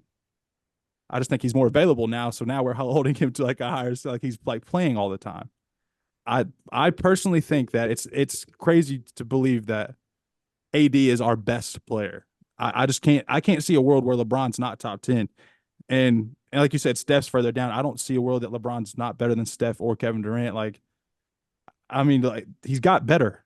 I mean, he's 25, 7, and 8 on 50, 40. He just 75% free throw. If the Duke could shoot free throws, it'd be unfair. But just my personal opinion. Yeah, I mean, I'm down to agree to disagree. I don't want to keep going back and forth about Anthony Davis and LeBron, to be honest, because now I need more water. I didn't drink all my water for us to get bounced anyway. You got me sounding like a LeBron hater and the AD defender. You sounded like one for sure. It's horrible. No, you definitely did. I love the Lakers. I love LeBron. I love AD. I love them all. They're the light of my life. Do you think LeBron's more frustrating to watch than AD for you then? At times, I think they go back and forth. So this is what gets me about AD being a number 1 option. I'm glad we're here because we never really could talk in person about the Lakers. It's just about the NBA in a broad perspective. I think the lack of aggressiveness from AD kind of kills me sometimes. Yeah. Like the touches may be there, but he doesn't always work with it. I don't want him shooting threes. I'll be honest with you, unless it's just one of those nights where he hits his first one, go ahead. But like I said, in today's NBA landscape, to have a guy who is working from 14 feet in, and that's really the extent of it, who's not really a threat to catch and shoot the way you want him to be. Teams, for the most part, leave AD now out there. He's not getting contested. We both watch Laker games, So it's just, to me, having a functioning offense is such a, if you go look at the teams that just made, like the Mavericks are not like a high-functioning defensive team, according to all the stats, but they were high functioning on offense. You look at Boston, they did both great. That's what they built. So I just think like being able to score the ball comes first and foremost. I literally think that's the name of the game. And when you're able to build a capable defense, that's where you start making contenders. And I think that AD by himself makes you a capable defense. So I understand like your value in that. But I mean, is AD a better defender than Vic? You know what I'm saying? Like these guys that we have behind him that we talk about their defense. He's probably the I mean, that's a generational guy, but right. Yeah, sure. Like the tier of defenders like him, Bam, like they're all same tier defenders. We can't say Anthony Davis has separated himself from like those guys, right? Yeah, but I'm in the same way that we talked about. This is the last thing I'm talking about AD. I'm not gonna sit here and keep going back and forth on AD, but we said Bam. We were literally talking about them. We're the same level of defender. Bam's giving you 19 a game. AD's giving you 25. And like, and that 6-point difference is like on a night-to-night basis, what I think is very valuable. Yeah. And so I'm not going to sit here and say there's not nights that AD doesn't frustrate me. There's nights. I'm sure every player, like a fan of every team feels that about their franchise player. There's nights that Luka frustrates Thunder guys. There's a night that Luka frustrates Mavs guys. Shea frustrates Thunder guys. But like, there's also nights LeBron frustrates me. And so like, oh, me too, bro. I get it. I don't want that to go unnoticed. I'm not going to sit here and like rag on LeBron. The fact that he's 40, still being a top 12 player for me, 11, whatever it may be, like goes its own way. Like that's crazy. He's the greatest player to ever touch a basketball. He's still averaging 25, 9, and 7 or whatever he averaged at age 39. That's crazy. But I just think currently AD is probably more valuable to the Lakers franchise for me. So I think number one option AD is just not the same compared to other guys and like what you're getting in a number one option. It just doesn't translate to like wins, efficient offense, success, in the same way that you might want it to. Yeah. But damn it, he's right. It do be translating to 24 points and some elite defense.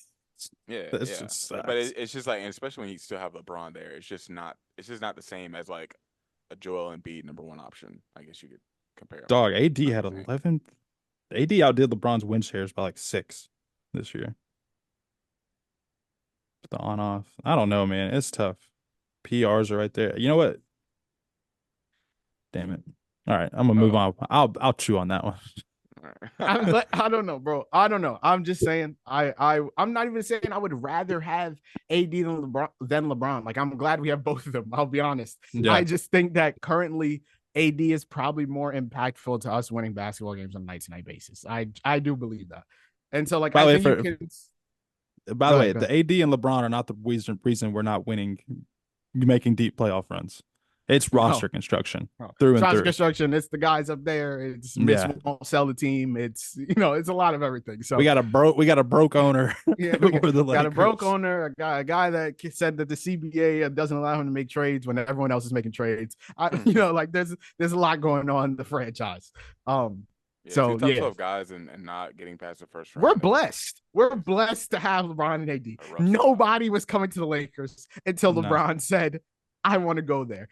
So shout out to him. We were ruining meetings with LaMarcus Aldridge. Does anyone remember that? He had to come for a second meeting because the first one was so horrible. And then LeBron decided, you know what? Let me go save these fuckers. And he came here and got us a chip. So I appreciate him. He's getting a statue, right? Easily. I think they both do. After the chip, I think they both do. Yeah, I think they both do. Yeah, for sure. And AD's probably going to play for us like 5 years longer than LeBron ends up playing for us. So I think. Yeah, I think so. Yeah, probably. What are you about to say, Justice? No, I go ahead. Give your 13 through 10, so then I can say it. Okay. Edwards, Anthony Edwards, Booker, Anthony Davis, Jayson Tatum. Okay. Yeah, that's what I had. Yeah. I ended up with AD above Tatum. I had AD at 10. I'm over here. We literally just got in a like full. We just got like in a full blown like debate. Well, I had LeBron at 7, so there's like a 5. There's like a 5 gap difference between you, like me, you, and LeBron. But like I've got AD at 10, and you had him at what? 8. Yeah, like a 2 gap difference. Yeah. That's 8. Anyways, I really think people are going to be curious about Tatum. So I want somebody to tell me why, encompass it for the group. Why do we have Tatum not in our top 10? He's in my top 10. He's 9 for me. Oh, good. Okay. Khalil, why do we have Tatum not in our top 10? I think there's a lot you could say about Tatum not being in the top 10. I think the obviously this last playoffs has a lot to do with him probably not being in that top 10. Took a really big dip because maybe before, did you have him in your top 10 before playoffs? No, no, he wouldn't have been in my top 10. Okay, so technically he's in my top 10 as well. He's number 10. He's right. He's like fringe, and even right now I'm thinking about putting Davis at 10 and Tatum at 11. But right now I have Tatum at 10. I think the disappointing, underwhelming, as far as not being able to meet expectations has a lot to do with it. Of course, he is a winning basketball player. He does a lot on the defensive end. Does a lot on the offensive end. His game has improved in so many different ways, but it's also taken a backslide in some different ways, or just it hasn't been as consistent. So like not a great. He can finish, but he's not as strong or not as strong as a finisher you want him to be at the basket. He's not always consistent at getting to the basket. Doesn't operate a whole bunch, or at least as much as he should in the mid range, or even in the post. His passing has improved. But it's just weird. It's just a really weird game to me, and it just hasn't lived up to the expectations. So I think he's Awesome. Is he a top 10 player? For me, yes. Is he top 11, top 12? For sure, absolutely. He's huge for the Celtics team, but I just don't think he has done exactly what he needs to get in that top 10 over guy or like higher, I guess, over guys like, obviously, counterparts like Luka, Shea, those type of guys. But even then, I don't think he deserves to be over LeBron James, with what he's still doing at 40 years old, being able to carry an offense, carry a team. We talked about a little bit too. Like Tatum has been blessed to be a part of a Celtics team that has always been really good. Basically, they've always had a good roster in place, or a good foundation, I guess you could say. A great owner, great management, everything along that way. So he's always been in a situation where he could be successful. So he hasn't been able to exactly be the guy, or be asked to be the guy in that type of way you might want him to be, or what we've expected. So even then, some of that, like, I don't know, he just doesn't live up to expectations, to put it frankly. Yeah. Naj. Yes, sir. I'm not making this LeBron thing, I promise. No, please do your thing. You think Tatum makes the Lakers better than they are right now? If you placed him in for LeBron? Would I trade LeBron for Tatum? Yeah, I would. No, not a career schematic. No. I'm saying like right now, like season. swap the players, right? Yeah. Yeah, I would take Tatum over LeBron. I do. I think he makes us better. Okay. I'm just curious. Yeah, I'm do. just curious. I think what Tatum brings defensively is what makes that a conversation. Because it's, as much as I think you exaggerated about LeBron, it's not like he's the best defender in the world or anything like that. No, not by any means. Not by any means. LeBron won't ever receive an all defensive anything vote. Snitch. He should have got a DPOY, but they gave it to Marc Gasol, and Jordan's DPOY is a fraud, so we're chilling. Dude, that is crazy. I was sending that to everybody I know that thinks that Jordan's a GOAT. I'm like, damn, your DPOY your GOAT was stat makers. We're giving him 3 more steals. Your GOAT's a liar. A liar? And a gambler and a drunk. Yeah. Anyways. Get his son drafted? Yeah, your GOAT didn't play with his son? Marcus Jordan didn't make the NBA? Anyways. Yeah. I'm sitting here just looking at Tatum, and I think I could be convinced. But if I do it, I've got to stand on it with LeBron. I got to stand on my business with LeBron being above AD. So it would be me sliding AD out of my top 10, and I can't fathom 10 people better than him, more valuable than him. I don't think there's a team in the NBA that wouldn't trade their big for Anthony Davis outside of the Nuggets and the Sixers. So, and Spurs, the generational guy. Yeah, well, like the guys really trying to win championships is more so where we're going. Damn it, that's tough. I think I guess I'm the high guy on Tatum. He is in my top 10. I have him 9. I think that the playoff thing is a little bit overblown. Like he still led the team in points, rebounds, and assists. Like I don't remember how many guys did it. He's like one of 7 guys to do it. Like 5 or 6, right? Yeah. Like so, and that team is loaded. So like he led them in points, led them in rebounds, led them in assists. I still think Jaylen Brown won the Finals MVP. I still think Jayson Tatum is their best player.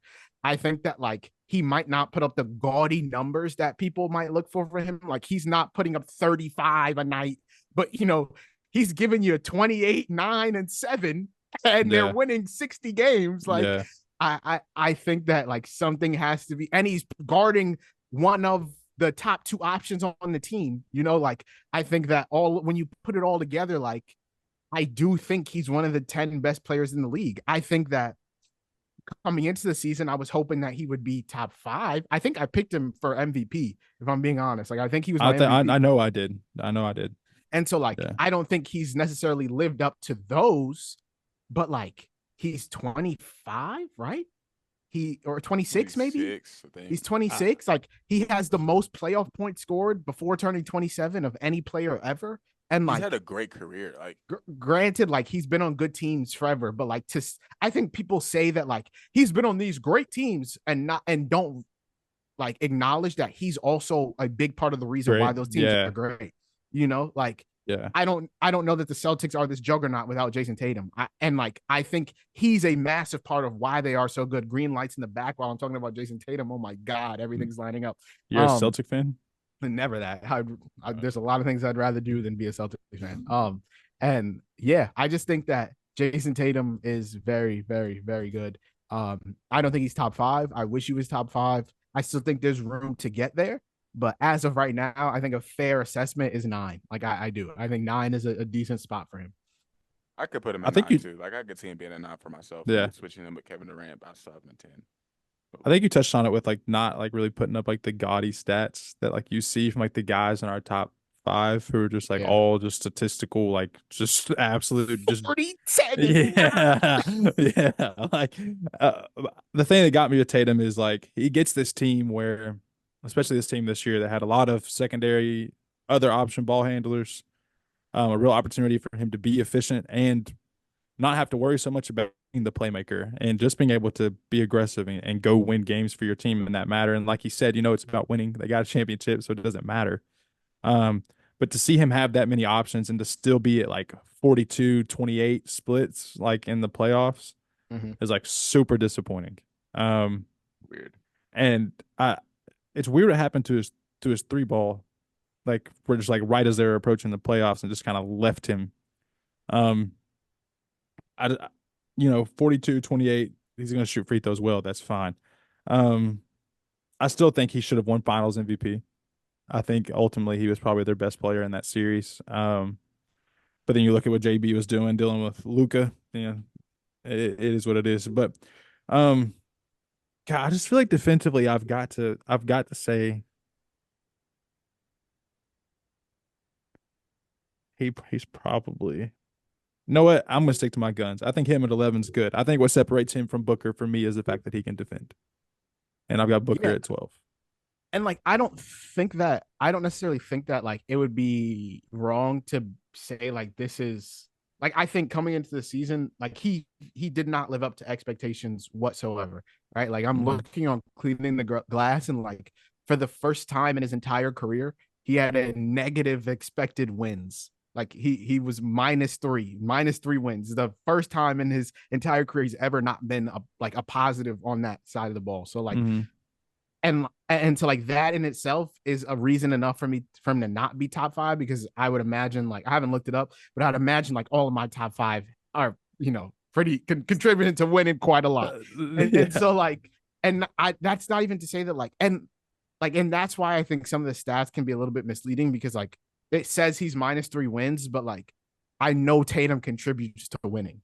So like when I look at that, it's like, okay, I understand, but I think that's the reason why he's not top 5 for me and he is in that 9. And I can probably move him around 9 or 10, but I just don't think I'm comfortable saying he's not one of the 10 best players in the league. Yeah, it's just tough for me, bro, because I am truly set on LeBron being one of the 10 best players in the NBA. And I think that's fair. I have my 11 because I moved him above Kawhi. So yeah, that's where we get it right there is the Kawhi thing. That's Kawhi was actually 10 for me, and so I moved him out and LeBron to 11, and I moved Anthony Edwards up. So it goes now Anthony Edwards 10, LeBron 11, Kawhi 12. I'm not going to yell at you about Anthony Edwards being better than LeBron James, but I want to really bad. Playoff run moved me, baby. I get it. The flame out moved me. That's Khalil's man's. So wait, Khalil, where'd you have Ant? I had him. What is it? 13. I had Devin Booker in front of Ant. Oh, you can't tell me that. You can't tell me you look Anthony Edwards guy after that. Then I am an. You telling me that's your prince? I'm being not better than D Book. He is. Hey, he's a sweet prince. Do not get it twisted. But I just. Damn, that's my prince. Then I guess I'm being realistic about it too, though. Like I love Ant Edwards, and I think the jump is going to be great next season. It's just tailed off like in a insane way. I had to work really hard during this to not underrate Book, just based off what happened with Phoenix this year. Yeah. Because like Book is like he's uber. Nice. He's a tank. He's like uber nice, bro. Yeah, like a tank. Yeah. So I had to work really hard on that. And Book's an excellent closer, and Book can that's the problem. There is the pecking order. I just don't think they're gonna figure it out at any point in time. And if Can you you told believe me I he's had been in the league for like 8 years? Like, isn't that insane? no, and he's still 20 what? He's 7, 20, 8? 28 now, I think. Yeah, that's nuts. That's Yeah. nuts.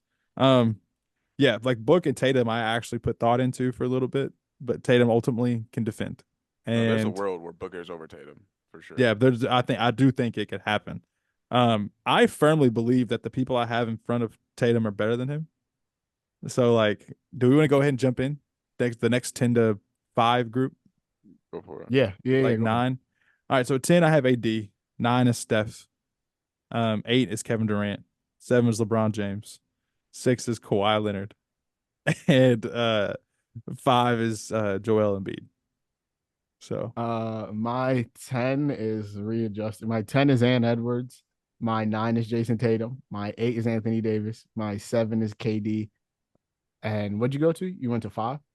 yeah, My 7 is KD. My 6 is Embiid. My 5 is Steph Curry.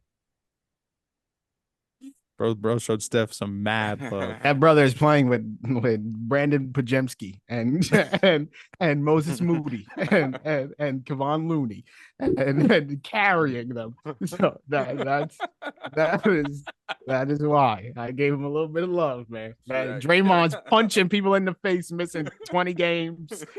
Andrew Wiggins got a different personal matter every 2 nights. Clay Every name you forgot just how to said play sounded mad. basketball. Every name you just said sounded made up, bro. That's the thing. They all Clay ended forgot it. how to play bad. That brother went 0 for 9 in the biggest game of the season, and he's out here playing with damn near plumbers. So I gave him a little bit of that's crazy, but I gave him a little bit of juice. I did. Yeah, So for sure. I can say that. For sure that. That's fine. Yeah, for sure that's fine. Go ahead, Khalil. Jayson Tatum, Kevin Durant, Kawhi Leonard, LeBron James, Steph Curry, and Joel Embiid at 5.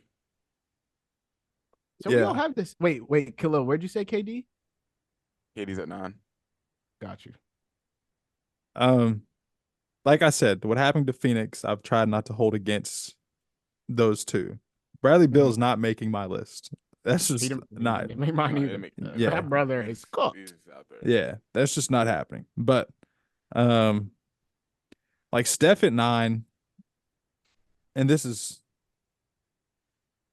Steph's so good that like I hate even having him at 9 because like if he has a competent roster and I get to see them, but like it's like I hold it against these guys who are like these top. Like if I'm putting you in the top 10 players in basketball, like regardless of situation, I want you to be able to just like will your team to a playoffs, right? Some situations are not redeemable, and maybe I underrated how bad it was for Steph. But hey, Kuminga took a jump. He did. You know, it's really the only positive I can take from their season. That's all you can say. Yeah, it's really it. Dre's still pretty good. He almost made my list, but like I love Dre. Dre's good though. I really hope the Paul George thing happens for them, for Steph, honestly. But they're trying hard. Yeah, they need to. But yeah, so Steph at 9, because like I said, you have him at 5. I just who do you have above him? KD, LeBron, and Kawhi and Embiid. Okay. I think the one that shocks people there is Kawhi, right? Because he doesn't. Yeah. He part-time hooper. He's part-time hooper. I moved him back 1 spot, but even then, that's only 8. So it's just like, what am I doing? But when he hoops, if he's working 20-hour weeks, them 20 hours is productive. What did you say earlier? What'd you call him? He's a Terminate. I don't even know how I said it anymore. I just sure did the Shaq for a second. Anyways, I think when I watch Kawhi Leonard play basketball, it's like one of the most redeeming, efficient, defensive NBA players I've ever watched in my life. And watching the torment he gives some of the best defenders in the world, and not by dribbling, but literally just by working his angles and finding his way to his spots, it's satisfying. And what he's able to do defensively and make guys work is I mean, I think when Kawhi is healthy, most of us would agree he's still one of the 5 best perimeter defenders in the NBA. There's guys who are in that conversation now, but who definitely don't shoulder like the offensive load that Kawhi does. It's just really hard, man. With Kawhi's health under consideration, he really shouldn't be in my top 10. But I just so much love the player that he is when he is healthy that like I just couldn't make myself do it. If he is healthy, I put him at 5. I mean, I don't know if I could put him over Embiid. I put him at 5 if he was healthy. If he was healthy, I'd probably put him at the way 7. you're just talking about him, you would put him over Embiid right now if he is healthy. I don't think I could put him over Embiid. Dude, Embiid's just gaudy, bro. 34 and 11 on 52, 38, 88. He's an elite defensive big still. Nah, I can't put him over Embiid. I also don't like Embiid very much. I slide him a little bit, even though I have him at 5, but also I just Where'd you have him at, Naj? Embiid? Did you get to him yet? 6. 6? Okay. That 34 and 11 didn't do it for you. The 34 and 11 did it for me, but like I don't know, bro. The 34 and 11 did it for me, but just the not playing, he got, like Trae Young got more Eastern Conference Finals appearances than bro. Like Peyton Pritchard got more Eastern Conference Finals appearances than bro. Like don't say that. Austin Reeves got more Western Conference Finals appearances than bro. So like I don't necessarily know. Like Avery Bradley got more. I don't necessarily know that like I could put someone like that in my top 5. Like you gotta get there for me. You know what I mean? Like you gotta bro. If Sam Hauser's getting there, you gotta get there. You know. So okay, well, you can't take bottom of the bench guys, bro. So wait, Shea hasn't made anything. Nah, but Shea's only been in the league. Like he's been in the league significantly less. You know. Right. So he just became a number 1 option like 2 years ago. So we're chilling. Okay. And B's been a number 1 option for 6 years, 5 years. So we're good. Longer than that, probably at this point. Yeah, Shea's gonna be just fine. Just fine, brother. Just you wait. He's getting one. Just you wait. So you wait's the whitest thing I've ever heard you say about life. That's just kind of how I feel, buddy. Just you wait. Just you man. wait. But yeah, that's just that. All right. I'll actually throughout this entire thing, I've had a revelation, and as a human being, I would like to admit when I'm wrong. Mm-hmm. I actually would say that LeBron James is better than Kevin Durant. So I am gonna adjust that. Still not taking him over AD, but I'm gonna adjust that. I would adjust that.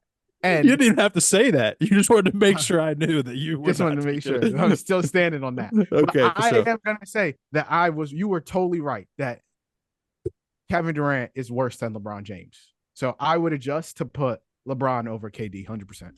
Yeah. Thank you. I appreciate that. Of course. But in no way LeBron's better than Steph for you. No, he's not. That's my thing, bro. Like, I just truly think him and KD are just better than Steph. And I think they've always been better than Steph. You took KD over Steph too? I did.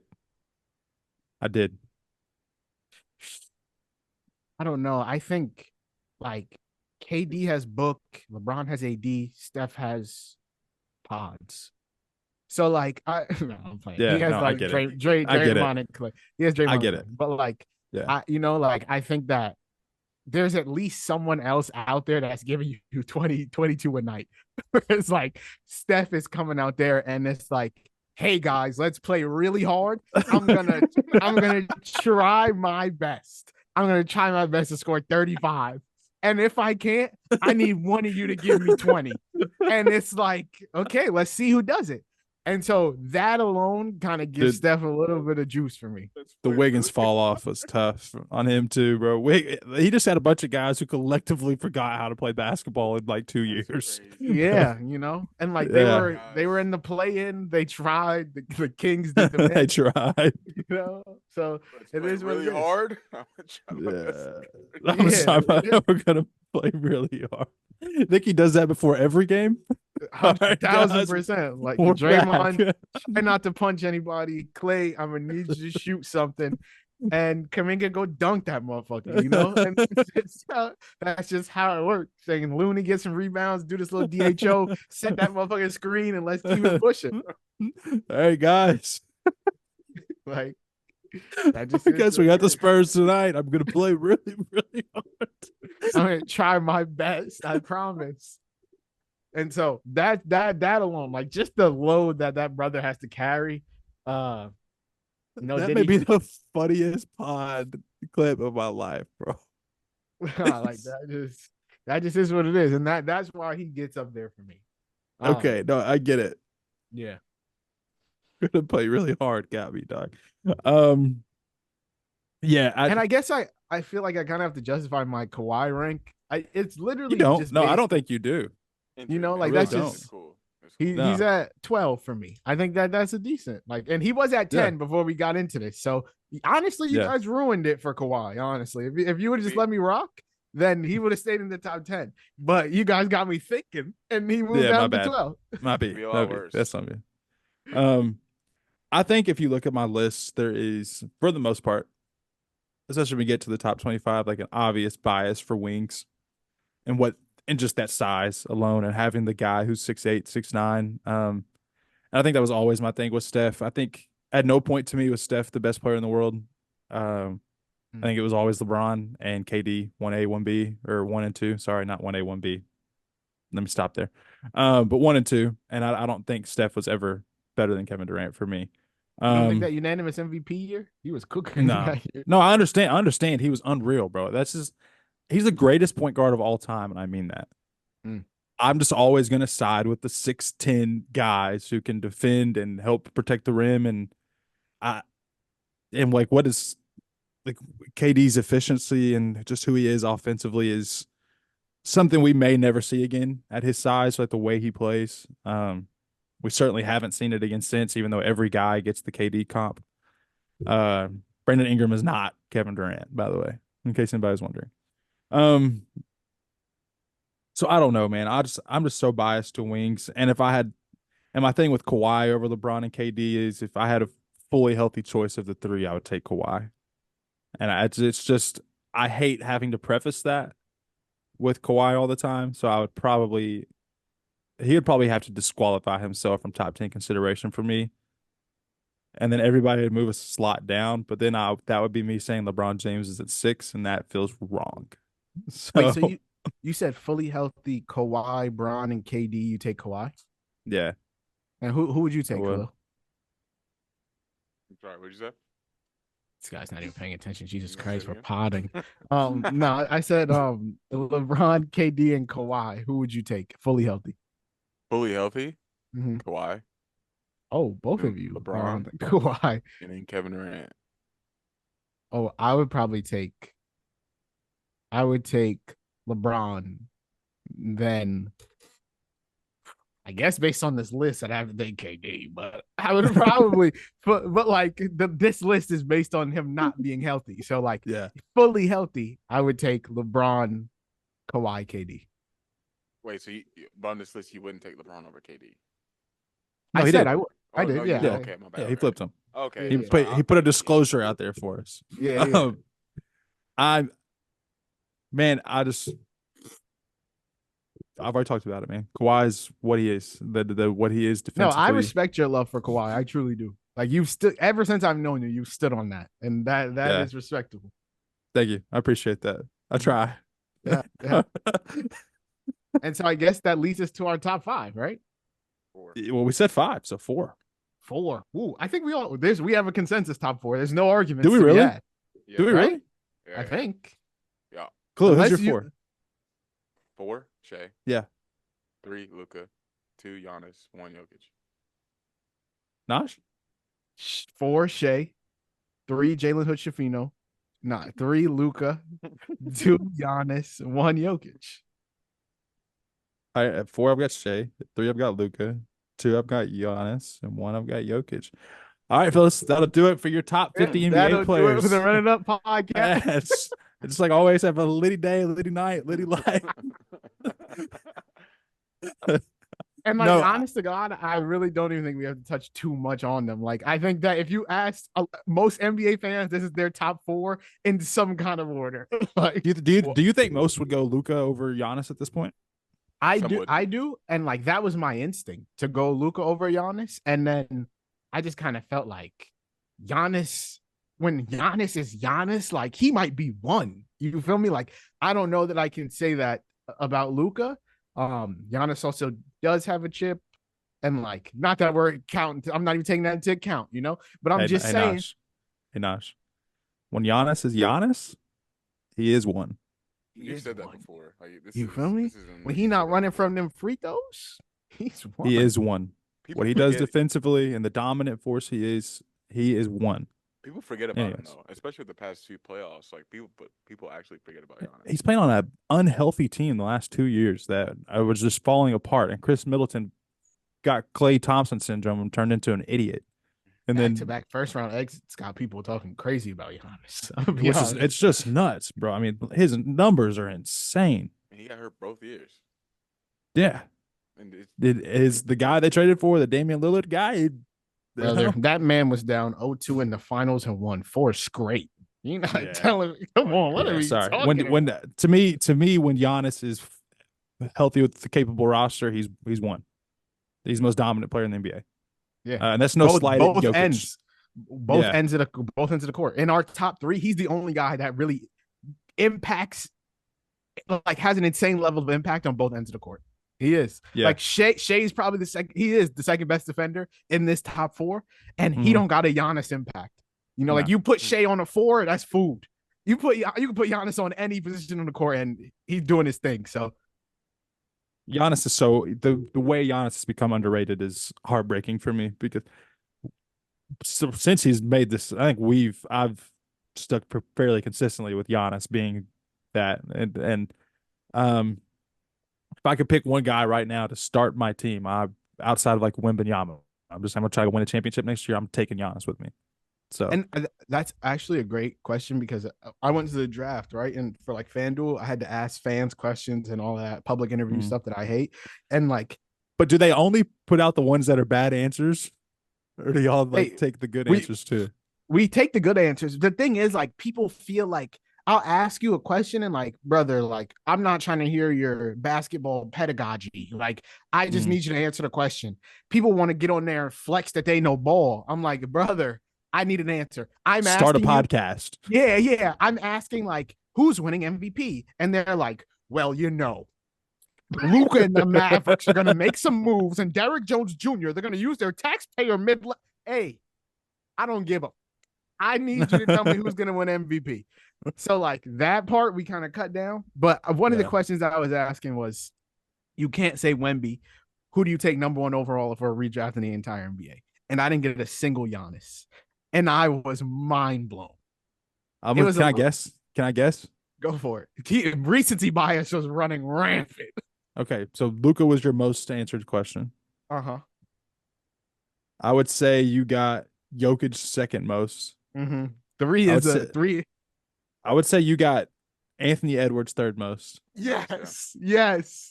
And I would say you probably got Tatum fourth most at that point. It was in New York, so a lot of people were like, I got a lot of like fuck Tatums and so okay.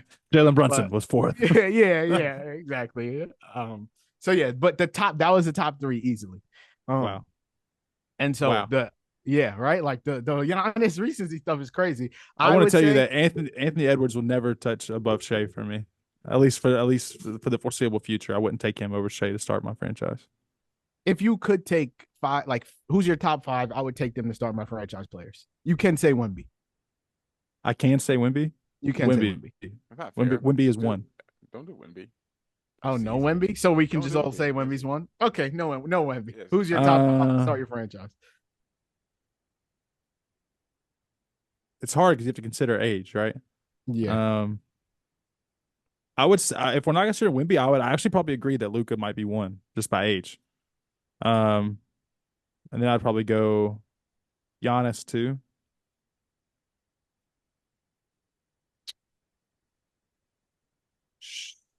Shea 3. Tatum 4. Crack the top 4, huh? Yeah. No.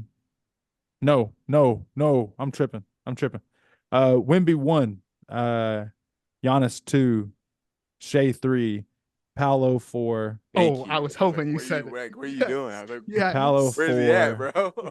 And You forgot what goddamn podcast this was. yeah, I know, bro. It's the Paolo podcast. Yeah. Almost left him off, dog. Dude, 5 is hard. My heart tells me I should say Tatum, but do we think Tatum is better than Anthony Edwards in 5 years?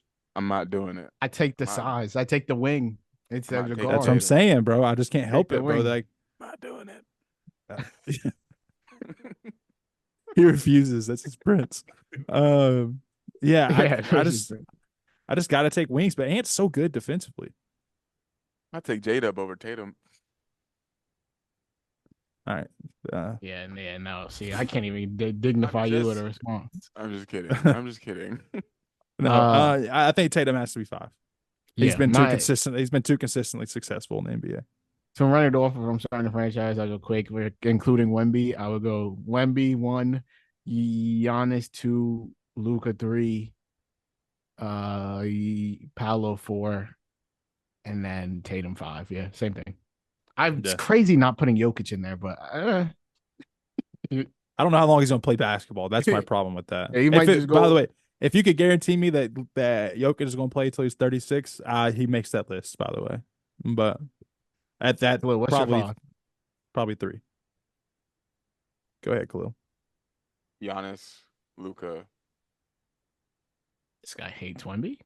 You're gonna say I said I'm not gonna include him. It's just easy. Yeah. Fair point. Giannis, Luka, Boncaro. Yeah. Wouldn't even say Paolo. Shit. No, Edwards and then Shea would be my 5. Oh, did I say Shea? I don't think so, right? I don't know, bro. At this point, I don't know. Hey, it's in the recording, so you'll know what I said if you listen to it. But yeah, that's our top 5. Did we want to go through anything? We didn't talk that much about Joel Embiid, but hey, Luka averaging freaking 34, 9, and 10 off of freaking 48% shooting and 38% from 3 is just stupid to me. I told you that before the pod, Justice, but I just don't understand that at all. That absolutely makes no sense. That's 2K stats that we see at I can't be mad about it anymore. That's just crazy. That's just crazy to me. I just had to say it. I'm sorry. I don't have words for it. Indescribable. Anything I want to say before we go? Nah, nothing pertaining to hoops. Hey, if you listen to this one, you got to go on a roller coaster with us. We had an hour and a half of chill, 10-minute fight, and then back to vibes. So welcome. Great vibes. Welcome to the Run It Up podcast. Yeah, bro, like an hour. If you listen to this one, it is very rare we actually have like an actual debate. Usually it's just we usually have good vibes. Usually you listen for good vibes. So that's just kind of how it is. I think we have a lot of the same takes, you know. But we're both passionate about the Lakers. We both love the team. We're both happy to have LeBron and AD. And we just had a little debate. You're splitting hairs. We're the best franchise in basketball. And with that, I hope you guys enjoyed this episode. Yeah, the Celtics got 10 chips when there were 4 teams in the league. That's not true. Yeah, for sure. They're not. They're Bill Simmons said y'all shouldn't count the what is it, the Minnesota ones? That's what Bill Simmons says, right? You know, then they can't count all the ABA titles that they won when Bill Russell was playing against 5'9" guys coming home from a long day. He's saying you weren't he's saying you weren't even the LA Lakers at that point though. You just stole. So we're still the Lakers. I know. It's weird. We're still the Lakers. Sense. They count the Washington Bullets joint for the Wizards. So hey, we count ours. The Kings have a chip because they won one as like some random team. I can't even remember what the name of it was, but yeah, bro. With that being said, if you're a Celtics fan, your franchise stinks. Subscribe to Run It Up podcast on every place. This is my favorite pod ever. Subscribe, follow us on TikTok, follow us on Twitter. You can find us on Twitter at Run It Up Pod. Leave a 5-star rating and review. Let us know who you think is more impactful, Anthony Davis or LeBron James. Leave it in the review. Yeah. How are we cutting this comment up on TikTok? That's what I want to know because it's coming. It's gonna be incredible. I think the Pat Mahomes, Aaron Rodgers one did numbers too, and we did it. So maybe we should scream at each other more. And with that being said, I hope you guys have a litty day, a litty night, a litty life. And just like we do in every episode of this podcast, make sure y'all go run it up. We're gonna go out there. We're gonna play hard. We're gonna play hard.